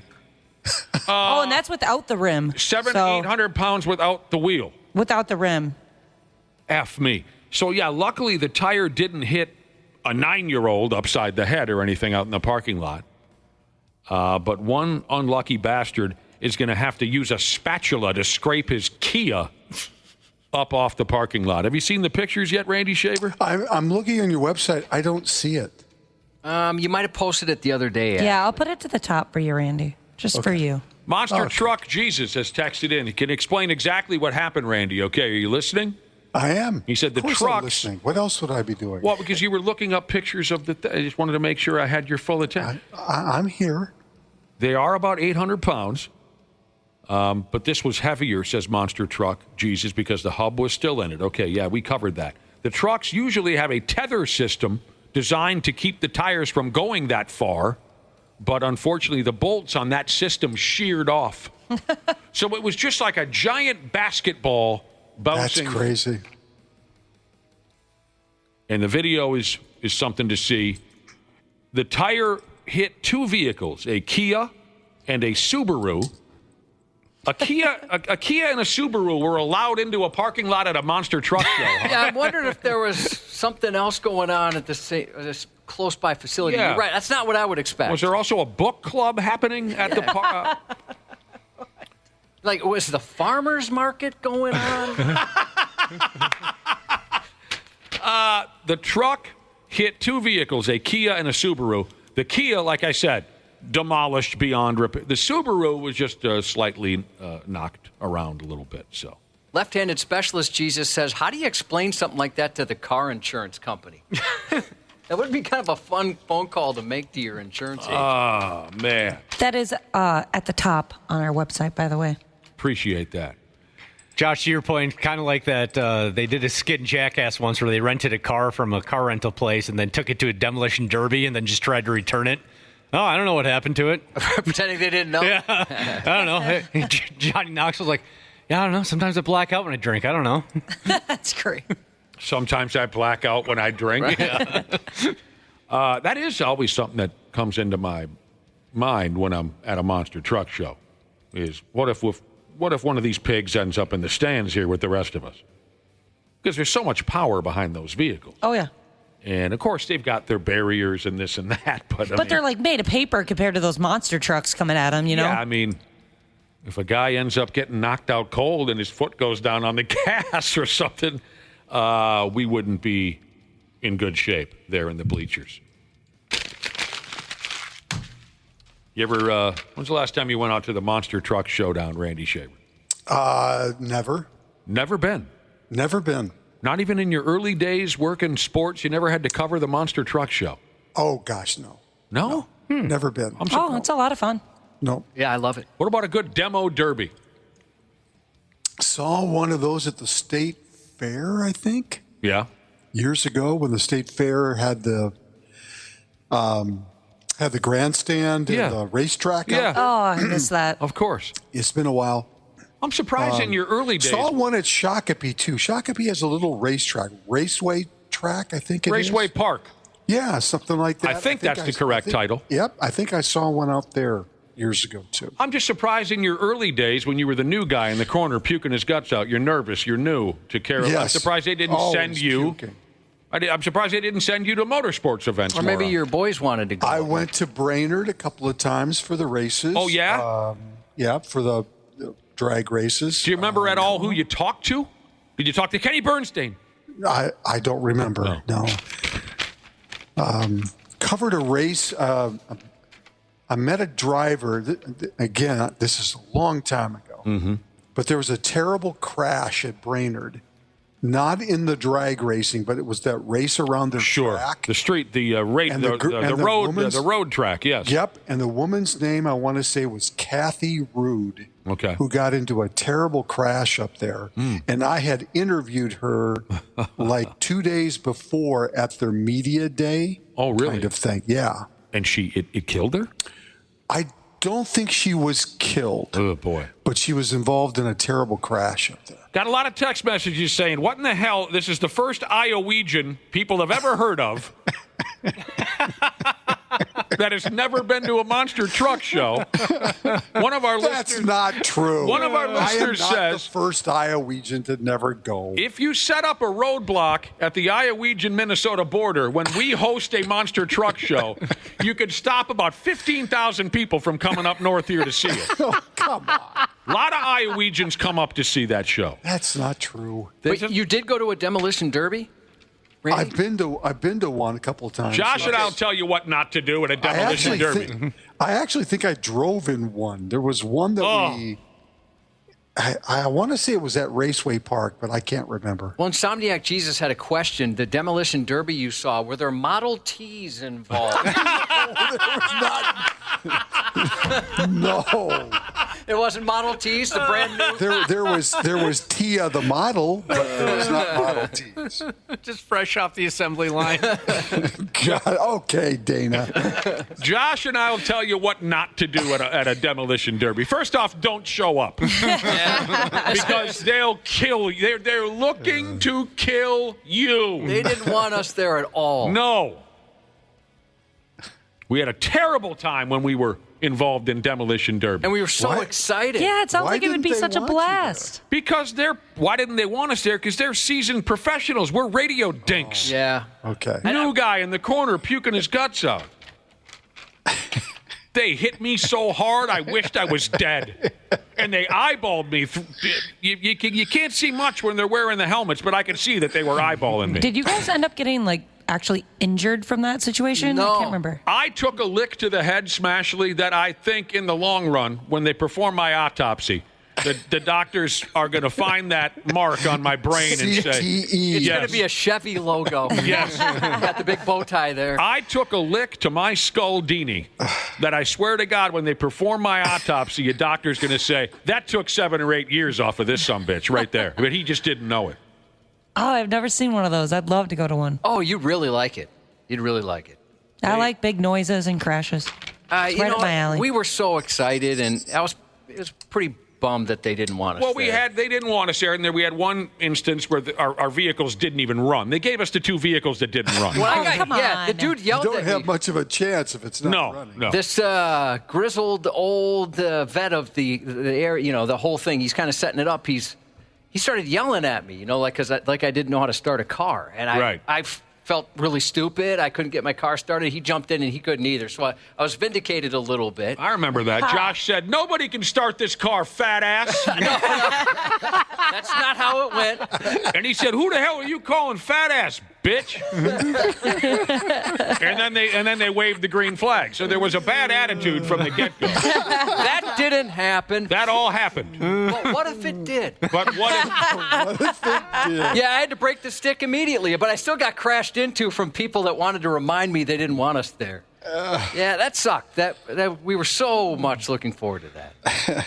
I got hit so hard, I thought that was it. Do you remember the guys in the parking lot doing? Was that at the Metrodome? Where was that? One of the demolition derbies we were invited to was at the Dome, but in the parking lot. What are you talking about? So the guys in the parking lot doing all the tricks on the guys that you beat up in the parking lot. They were doing all the tricks on the 4-wheelers. I do not remember that. Man, that was cool. Do not. Ashley, we got to go. Yes, I know. People are texting me in telling me about some that are going on. The Wright County Fair has one this weekend. Sure. Randy Shaver will get this reference. It was like the Malachi Brothers and Pinky Tuscadero. Yes. From Happy Days. Yes. Oh, man. Yeah, after our second or third demolition derby, I told our sales representative, don't call me again for this. I didn't know what the hell my name was for SummerSlam 20, then 25, coming up, at the beginning of August 2nd and 3rd. It's a 2-night event, which, of course, is totally unnecessary and stupid. But anyway, SummerSlam 2025 will be shown in some movie theaters. It says here, in select Regal cinemas. Do we have those here in town? We sure do. We do? Okay. Well, at least we used to. I guess it's been a while since I've been to a theater. Now that I think about it, the one in Eagan used to be a Regal, I believe. And I think it changed. Is. Yeah. Oh, maybe I'll look that up. By the way, there's a demolition derby tonight in Jordan, if somebody didn't say that already. Folks, might have a chance here in town. I don't have any confirmation that any of our local theaters are going along with this gimmick, but they're going to show the next big WWE pay-per-view, SummerSlam, at movie theaters. Kind of like they used to show boxing matches back in the day. Yep. I don't recall that. Oh, I'm talking like Muhammad Ali days. Yeah. My dad told me stories about going down to the movie theaters and they'd show the matches. 60s and 70s and whatnot. Yeah. All right, so it looks like maybe we don't have one in Minnesota anymore. Any what? Regal Theaters. Oh, no. I was coming over to my house. I'm having people over for it. Are you really? Yeah. God, I haven't had a wrestling party in a long time. I'm ashamed of myself. Ashamed. The John Cena retirement angle has kind of reignited my passion for wrestling. John Cena's retiring from wrestling. Yeah, right. We've heard this story before. What's he going to do? More awful movies? I'm really excited for Peacemaker Season 2, and I know Josh is as well. I can't wait. He's a wonderful guy, but he can't act. Not at all. Not at all. Terrible actor. Yeah, he's entertaining. Was it Nikki Stanicki? Yeah, that movie was better than I thought it was going to be, but he was pretty funny in that one. Some of those songs he was singing all about masturbation. It was just ridiculous. It was ridiculous. I'm with Nick. Like I can't watch him act anymore. I just can't do it. It's terrible. Did you watch Peacemaker, Ashley? Never saw it. I watched an episode or two. I never really got into it. You did it? Oh, it was pretty funny. Yeah, this will be John Cena's final SummerSlam match. I don't buy it. John Cena in Peacemaker, he wants peace so much that he's willing to kill any man, woman, or child to achieve it. That's his catchphrase. He's going to be wrestling against, he's got to wrestle someone who actually knows what he's doing. The American Nightmare, Cody Rhodes. Street fight.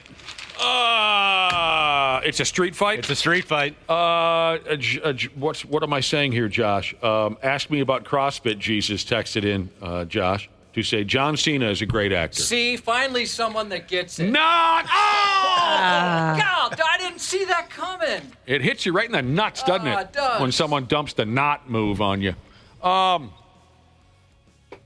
Yeah, so there you go. I like the guy. I really do. Is he still a heel right now? Yep.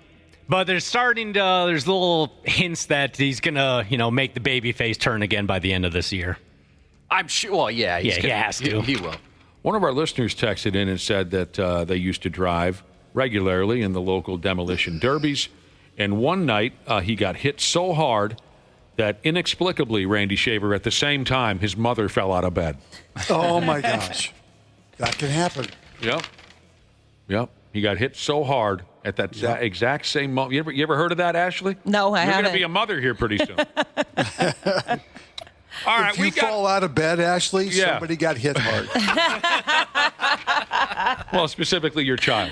Randy, take it easy there, son, and we'll wrap with you tomorrow. Sounds good. All right, coming up next, after we play another Ozzy Osbourne song, we have been celebrating and discussing the legacy of Ozzy Osbourne on and off all morning, with him passing yesterday, sadly. Coming up next, after we play Diary of a Madman by Ozzy Osbourne, and I'm so excited to think that there might be someone out there who's not familiar with this song. Dana's raising his hand. That's great. I think this was Ozzy's greatest creation, the song Diary of a Madman. So I'm excited to play it on this here radio station. After we play the song, and whatever else we have to do, play some ads, whatever nonsense we do regularly on this show, we'll chat with an author who wrote a book about Ozzy's legacy. Daniel Buckspan is his name. The book is called Ozzy 75. So more tributes to the Prince of Darkness when we come back on the 93X Half-Assed Morning Show. The 93X Half-Assed Morning Show. 93X. Hey, podcast pals. It's Dana from the Half-Assed Morning Show. As always, we appreciate you checking on the podcast, and it's all brought to you by our friends at Standard Heating and Air Conditioning. The July heat means it's officially swass and crotch soup season. Gross! It also means our AC units are being put to the test. I recently went through an issue myself, and I was so happy to have my friends at Standard Heating and Air Conditioning in my corner. They gave me real options, didn't make me feel like a dummy for not knowing a single thing about HVAC systems, and let me choose what worked best for my home and my budget. No pressure, just comfort my way. Enjoy the show. Thanks for listening, and stay cool this summer with Standard. This episode brought to you by Progressive Insurance. Do you ever find yourself playing the budgeting game? Shifting a little money here, a little there, and hoping it all works out? Well, with the Name Your Price tool from Progressive, you can get a better budgeter and potentially lower your insurance bill too. You tell Progressive what you want to pay for car insurance, and they'll help find you options within your budget. Try it today at Progressive.com. Progressive Casualty Insurance Company and Affiliates. Price and coverage match limited by state law. Not available in all states.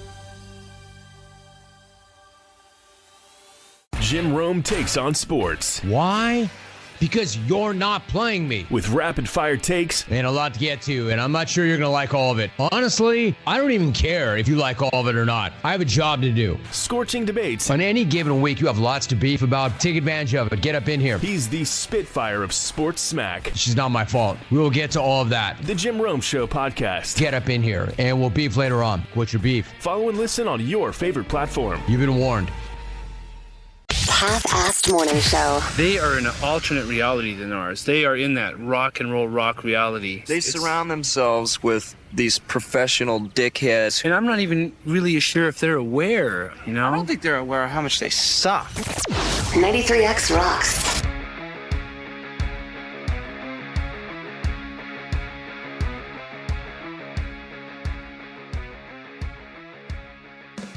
Welcome back to the show, 93X Half-Fast Morning Show.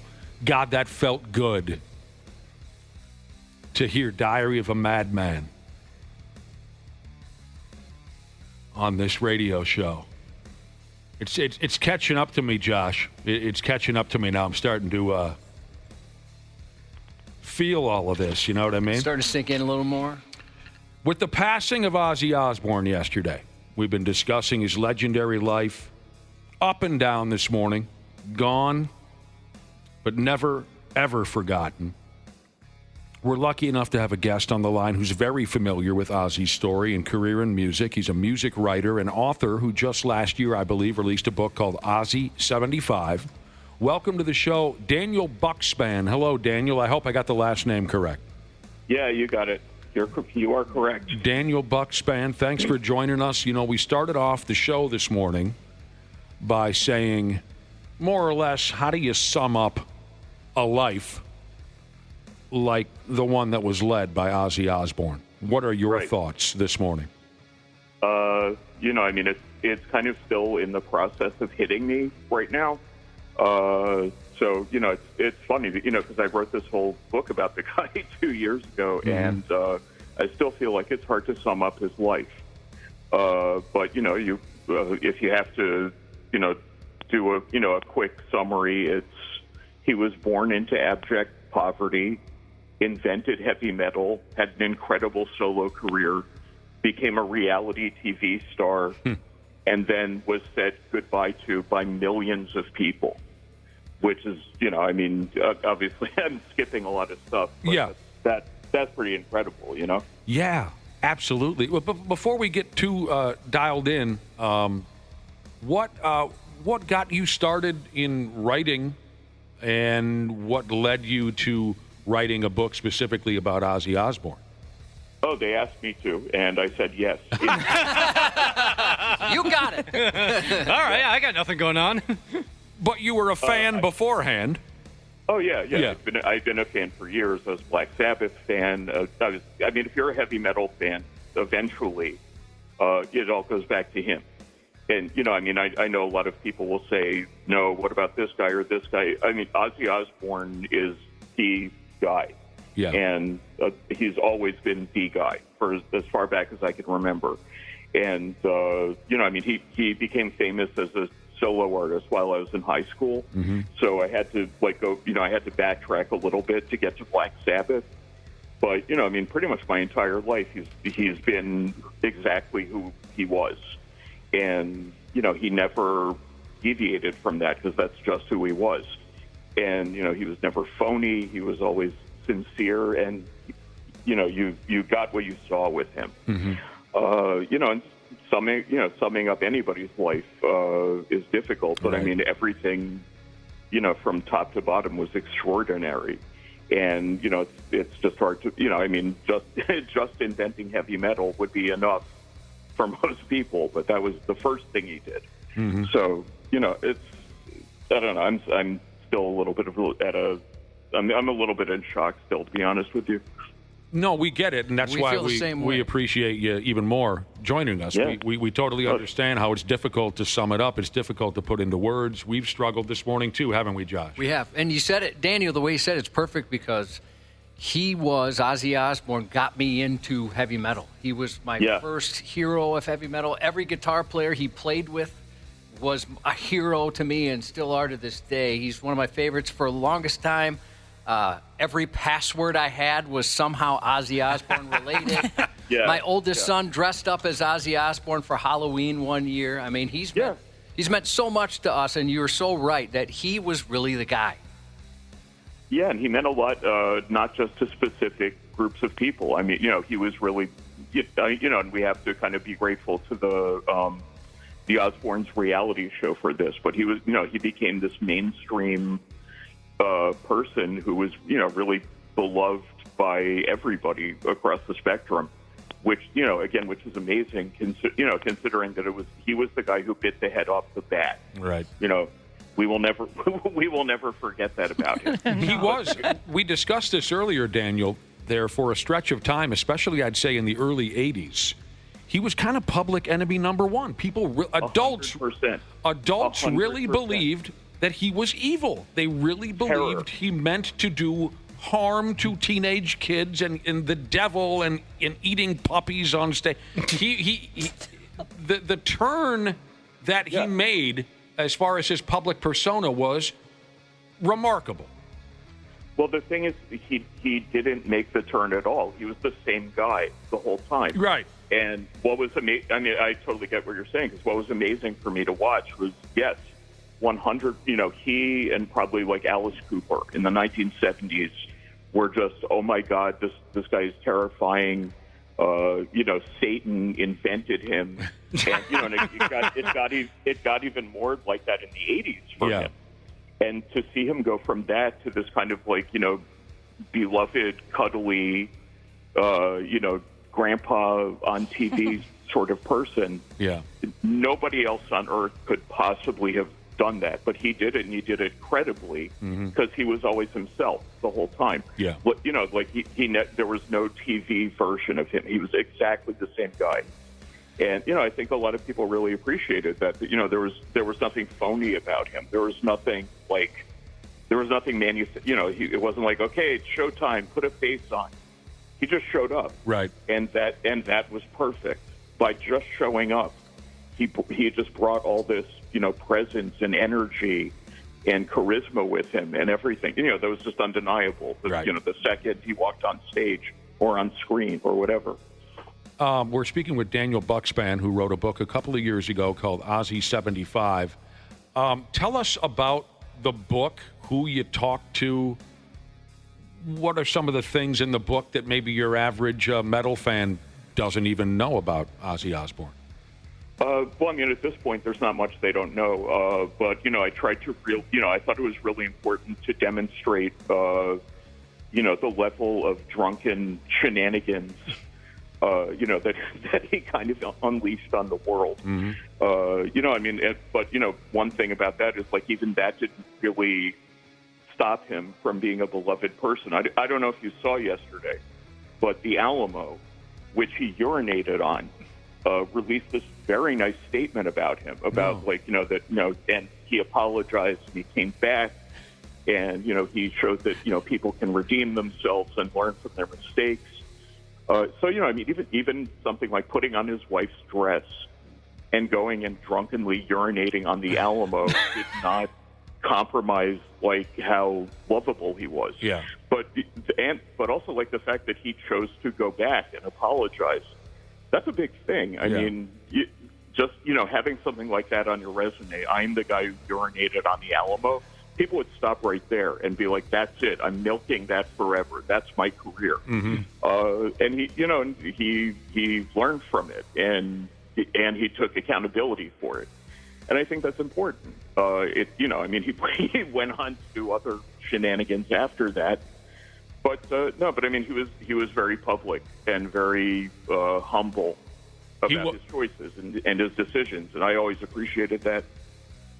Me too. We discussed that earlier also, what a humble guy he was. He was self-deprecating. He had a great sense of humor. And again, these are all things that in 1981, around that time period, nobody would have believed it. No.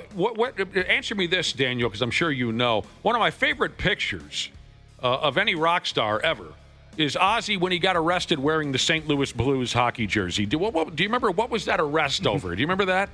Oh God, I can't even tell you what all the different. Okay. I thought it was public drunkenness. Okay, maybe. Look, that's a really good bet. That's true. That's a pretty big dartboard. And the reason I ask is I see people walking around now with that T-shirt of simply Ozzy's mug shot with the St. Louis Blues. Blues posted that yesterday on their Twitter account. Yeah, that's awesome. They made a reference to it. Yeah, that's the thing about it is all these loving tributes are they're both showing him in a very frail state at his last concert and people crying and stuff like that, and that mugshot. and again, it's all consistent. You can fondly recall the time he snorted a line of live ants. Right. And PETA also, People for the Ethical Treatment of Animals, also made a very nice statement about it. It's come full circle. Oh, did they really? Oh, I didn't see that. But again, it was because he took accountability for a lot of things. Yes, he did. And he ended up, I think, donating a lot of money to them, and that, and he's also, known for biting the heads off of live doves. Right. So, again, he came, like you said, he came full circle on a lot of things. He's been very honest about his mistakes in life, and it shows he's just a regular dude like the rest of us. A lot of rock stars hold themselves to a certain level, and they don't want to admit, faults and things. Ozzy was always very honest and very apologetic for. He's a human being. I think it's why he was never canceled in cancel culture. At no time was he ever canceled. You're probably right. He probably did like 100 things he could have been canceled for, but I think we just loved him too much to hold any of it against him. Mm-hmm. And that's a really unique thing. And I don't think you're going to see too many people who you could say that about. You're exactly right. We played a couple of Ozzy songs this morning in tribute to the man. We played Diary of a Madman. We played See You on the Other Side. Being a lifelong Ozzy fan, is there a favorite song or a favorite record that grabs you more than anything that Ozzy did? One where probably today you'll put it on to remember the man? Well, I have been listening to Black Sabbath for the last 24 hours on a loop. Mm-hmm. But if you're talking about solo Ozzy, Mr. Crowley cannot be beaten, in my opinion. That's a great song. Yeah. There's nothing wrong with that selection. That was one of the ones when we were talking about what should we play today. That came up for sure. Yeah. Well, everyone's probably asking for Mama, I'm Coming Home, right? Right. Oh, yeah, a lot of that, sure. Okay, right. So let's do Mr. Crowley. No, yesterday afternoon and last night, I just hit play on Sabbath from record one until Ozzy's final Sabbath record, which was Never Say Die, if I'm not mistaken. But anyway, I did the same thing yesterday and then moved on to some Ozzy stuff.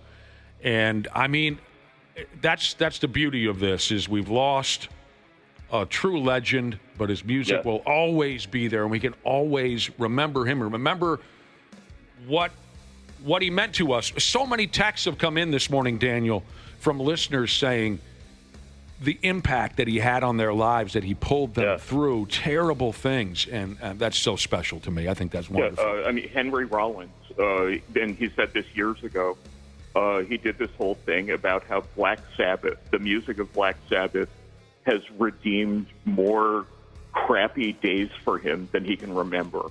That, no matter what you're going through, no matter what is happening in your life, if you put on, Paranoid, the second Black Sabbath album, you'll feel better. When 40 minutes later, you'll feel great, It's the damn truth. But also, I mean, we must acknowledge every single person who is in any way a fan of heavy metal, plays heavy metal, has anything to do with it at all, owes this man everything. And, you can't say that enough. And again, music is just one thing he did that was incredible. So, I mean, so much to pack into 76 years. And he did it. He did it all. So, I mean, what I'm feeling, I think, is both sad that he's gone and very celebratory because of everything that he accomplished and everything that we have because of him.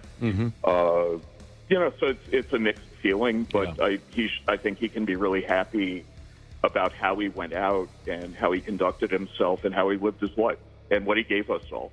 That's well said. Real quick, before we let you go, where can folks find your book? And then what's this about you writing an Iron Maiden book? Yeah, I'm interested in that, too.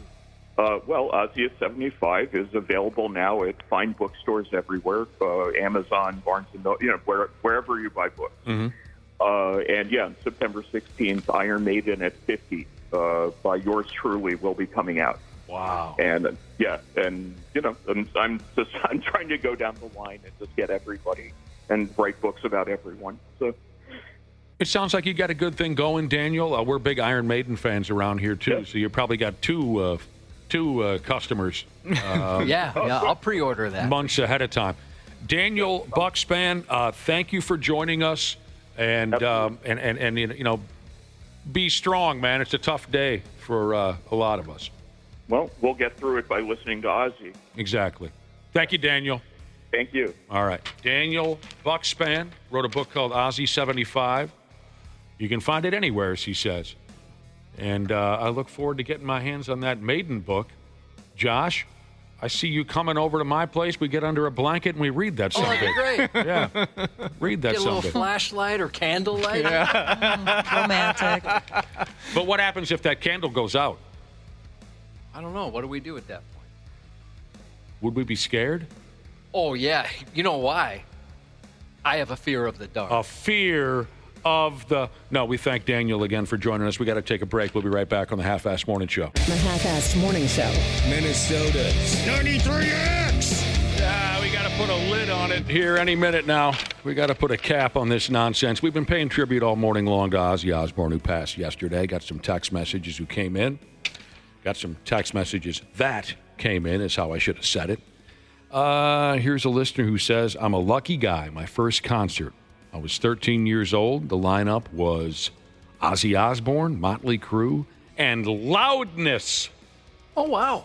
Rock and Roll Crazy Night, I believe they said in the band Loudness back in the day. Boy, that must have been 82, I'm guessing. Possibly 83. Bark at the Moon tour.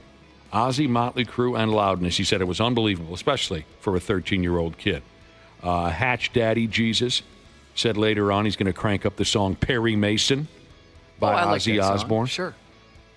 Another one of our listeners texted in to say, yeah, and speaking of the songs, I mean, we played Diary of a Madman a half hour ago, whatever it was, and it was great to see quite a few text messages coming in saying, I've never heard that before. That was a terrific song. I love that when we can kind of introduce folks. Because Josh and I, we know, we dump a lot of old stuff on you. We dump a lot of old talk and old music on you. We want you to love it. So especially on this day, the day after Ozzy passed, to hear that a few people really love Diary of a Madman makes me feel good. If you're interested, I mean, if you're looking for kind of some slower tunes to tribute Ozzy, Old L.A. Tonight. Just saying, Old L.A. Tonight. There's another song, Old L.A. Tonight's off the Osmosis record from 95. Then there's a track that Ozzy created in 81 off of Diary of a Madman simply called Tonight. Beautiful ballad type of a song. Goodbye to Romance, Josh. Oh, that's a great one. I always love that song. Changes, the ballad he made with Sabbath, Changes. Just in case you're thinking of trying some more Ozzy today. Those are recommendations that we would make. If you're looking for some harder stuff, the author, Daniel, said, there's none higher than Mr. Crowley. Suicide Solution. Miracle Man. What's another harder one you would... Well, Bark at the Moon. Bark at the Moon. I mean, that whole song is perfect, in my opinion. A listener texted in to say when I was a toddler, before I could even talk, I would laugh and smile whenever Mama, I'm Coming Home would play because it had the word mama in the lyrics. Oh, of course, yeah. That's cute. My mom passed away in 2020, and I always think of her when I hear that song. Yesterday, this listener says, I listened to the song, and I bawled my freaking eyes out. I bet. You know, we brought this one up earlier, Close My Eyes Forever, the song he did with Lita Ford. That's another really good one. Beautiful. Beautiful. And what do you think of this? I agree with this. We've had this conversation a few times this morning about how there was a time when Ozzy Osbourne was truly feared. People really thought he was meant to harm. People truly thought he was Satan's right-hand man, and he ate puppies and crapped evil, right? A listener texted in, I think this is a good point. They said Snoop Dogg has that in common with Ozzy, where he kind of scared everyone at first, and now he's America's Uncle Snoop. You know, I had that thought, but I was worried if I brought up Snoop Dogg in the same conversation as Ozzy, people would be mad at me. But yeah, I was trying to think of another famous person whose image completely changed in a positive way. Right. I mean, there's plenty of examples the other, but... The way Ozzy's image... People were scared of Snoop Dogg. And for that reason, like, oh, he's a bad dude. Right. And now he's kind of like a goofy, fun guy. You know, he is. And he's friends with Martha Stewart, of all people. He's your drunk, stoned uncle that doesn't know when to leave the party. Yeah. That's what Snoop, just same way Ozzy, like the author Daniel said when we were interviewing him, it wasn't anything intentional. Ozzy just was honestly himself, and people came around. People came around and said, oh, this guy's not friggin' scary. He's like a bumbling old Englishman. So, oh, here's another good example. And I wish I could give this person credit. I don't have a name. Ice Cube from NWA to kids movies. That is a very good example. Well, he That's so funny. I'm so sorry. No, Ice Cube. I thought you said Ice-T. I'm sorry. Ice Cube is a great example. Yes, from NWA to kids movies. Yeah, that's a perfect example. Yeah. I'm too young for all of these. I remember them. Think of them as they are now, as they're portrayed now. I'm sorry. What are you saying? Like Ice Cube has always been in movies for me. He's never been scary. Snoop Dogg, never been afraid of him a day in my life. Same with Ozzy. Too young to remember those early days. It is funny, the difference, because like Nick said, I mean, I went to Catholic school, and Ozzy I had to keep a secret. I mean, we were taught, even by older kids who were messing with us, he's a devil worshiper. He has a direct line to Satan. You got to be careful listening to this stuff. So, there you go. Tough to put into words. A loss like this. He was that special, especially to rock and metal fans. So we'll continue to celebrate him through his songs. I think I said this earlier. There will never, ever, ever be another Ozzy Osbourne. Don't even try, because you will fail. You will fail. He was a wonderful gift to music, and we'll miss the hell out of him. We got to get the hell out of here. Before we go, did you have something, Josh? Yeah, in almost 30 years of doing this show, we've never had a guinea pig shout out until now. Oh, wow. Oh, love guinea pigs. A big thanks to Oliver the guinea pig. He tunes in on his little tiny guinea pig radio every morning after the family heads to work so he doesn't get lonely. So thank you, pal, for listening to us. Oh, he's probably doing that cute squeaky thing right now because he heard his name. Well, we'll say it one more time. Squeak for us, Oliver. Pig sticker, bass fisherman Jesus text in the Luther Bloomington Kia text line with a shout-out to his smoking hot wife. Thank you for listening this morning, you good-looking son of a gun. We appreciate you letting us spend a little bit of your day with you. And again, rest in peace to the legendary Ozzy Osbourne. Hey, podcast pals. It's Dana from the Half-Ass Morning Show. As always, we appreciate you checking on the podcast, and it's all brought to you by our friends at Standard Heating and Air Conditioning. The July heat means it's officially swass and crotch soup season. Gross! It also means our AC units are being put to the test. I recently went through an issue myself, and I was so happy to have my friends at Standard Heating and Air Conditioning in my corner. They gave me real options, didn't make me feel like a dummy for not knowing a single thing about HVAC systems, and let me choose what worked best for my home and my budget. No pressure, just comfort my way. Enjoy the show, thanks for listening, and stay cool this summer with Standard.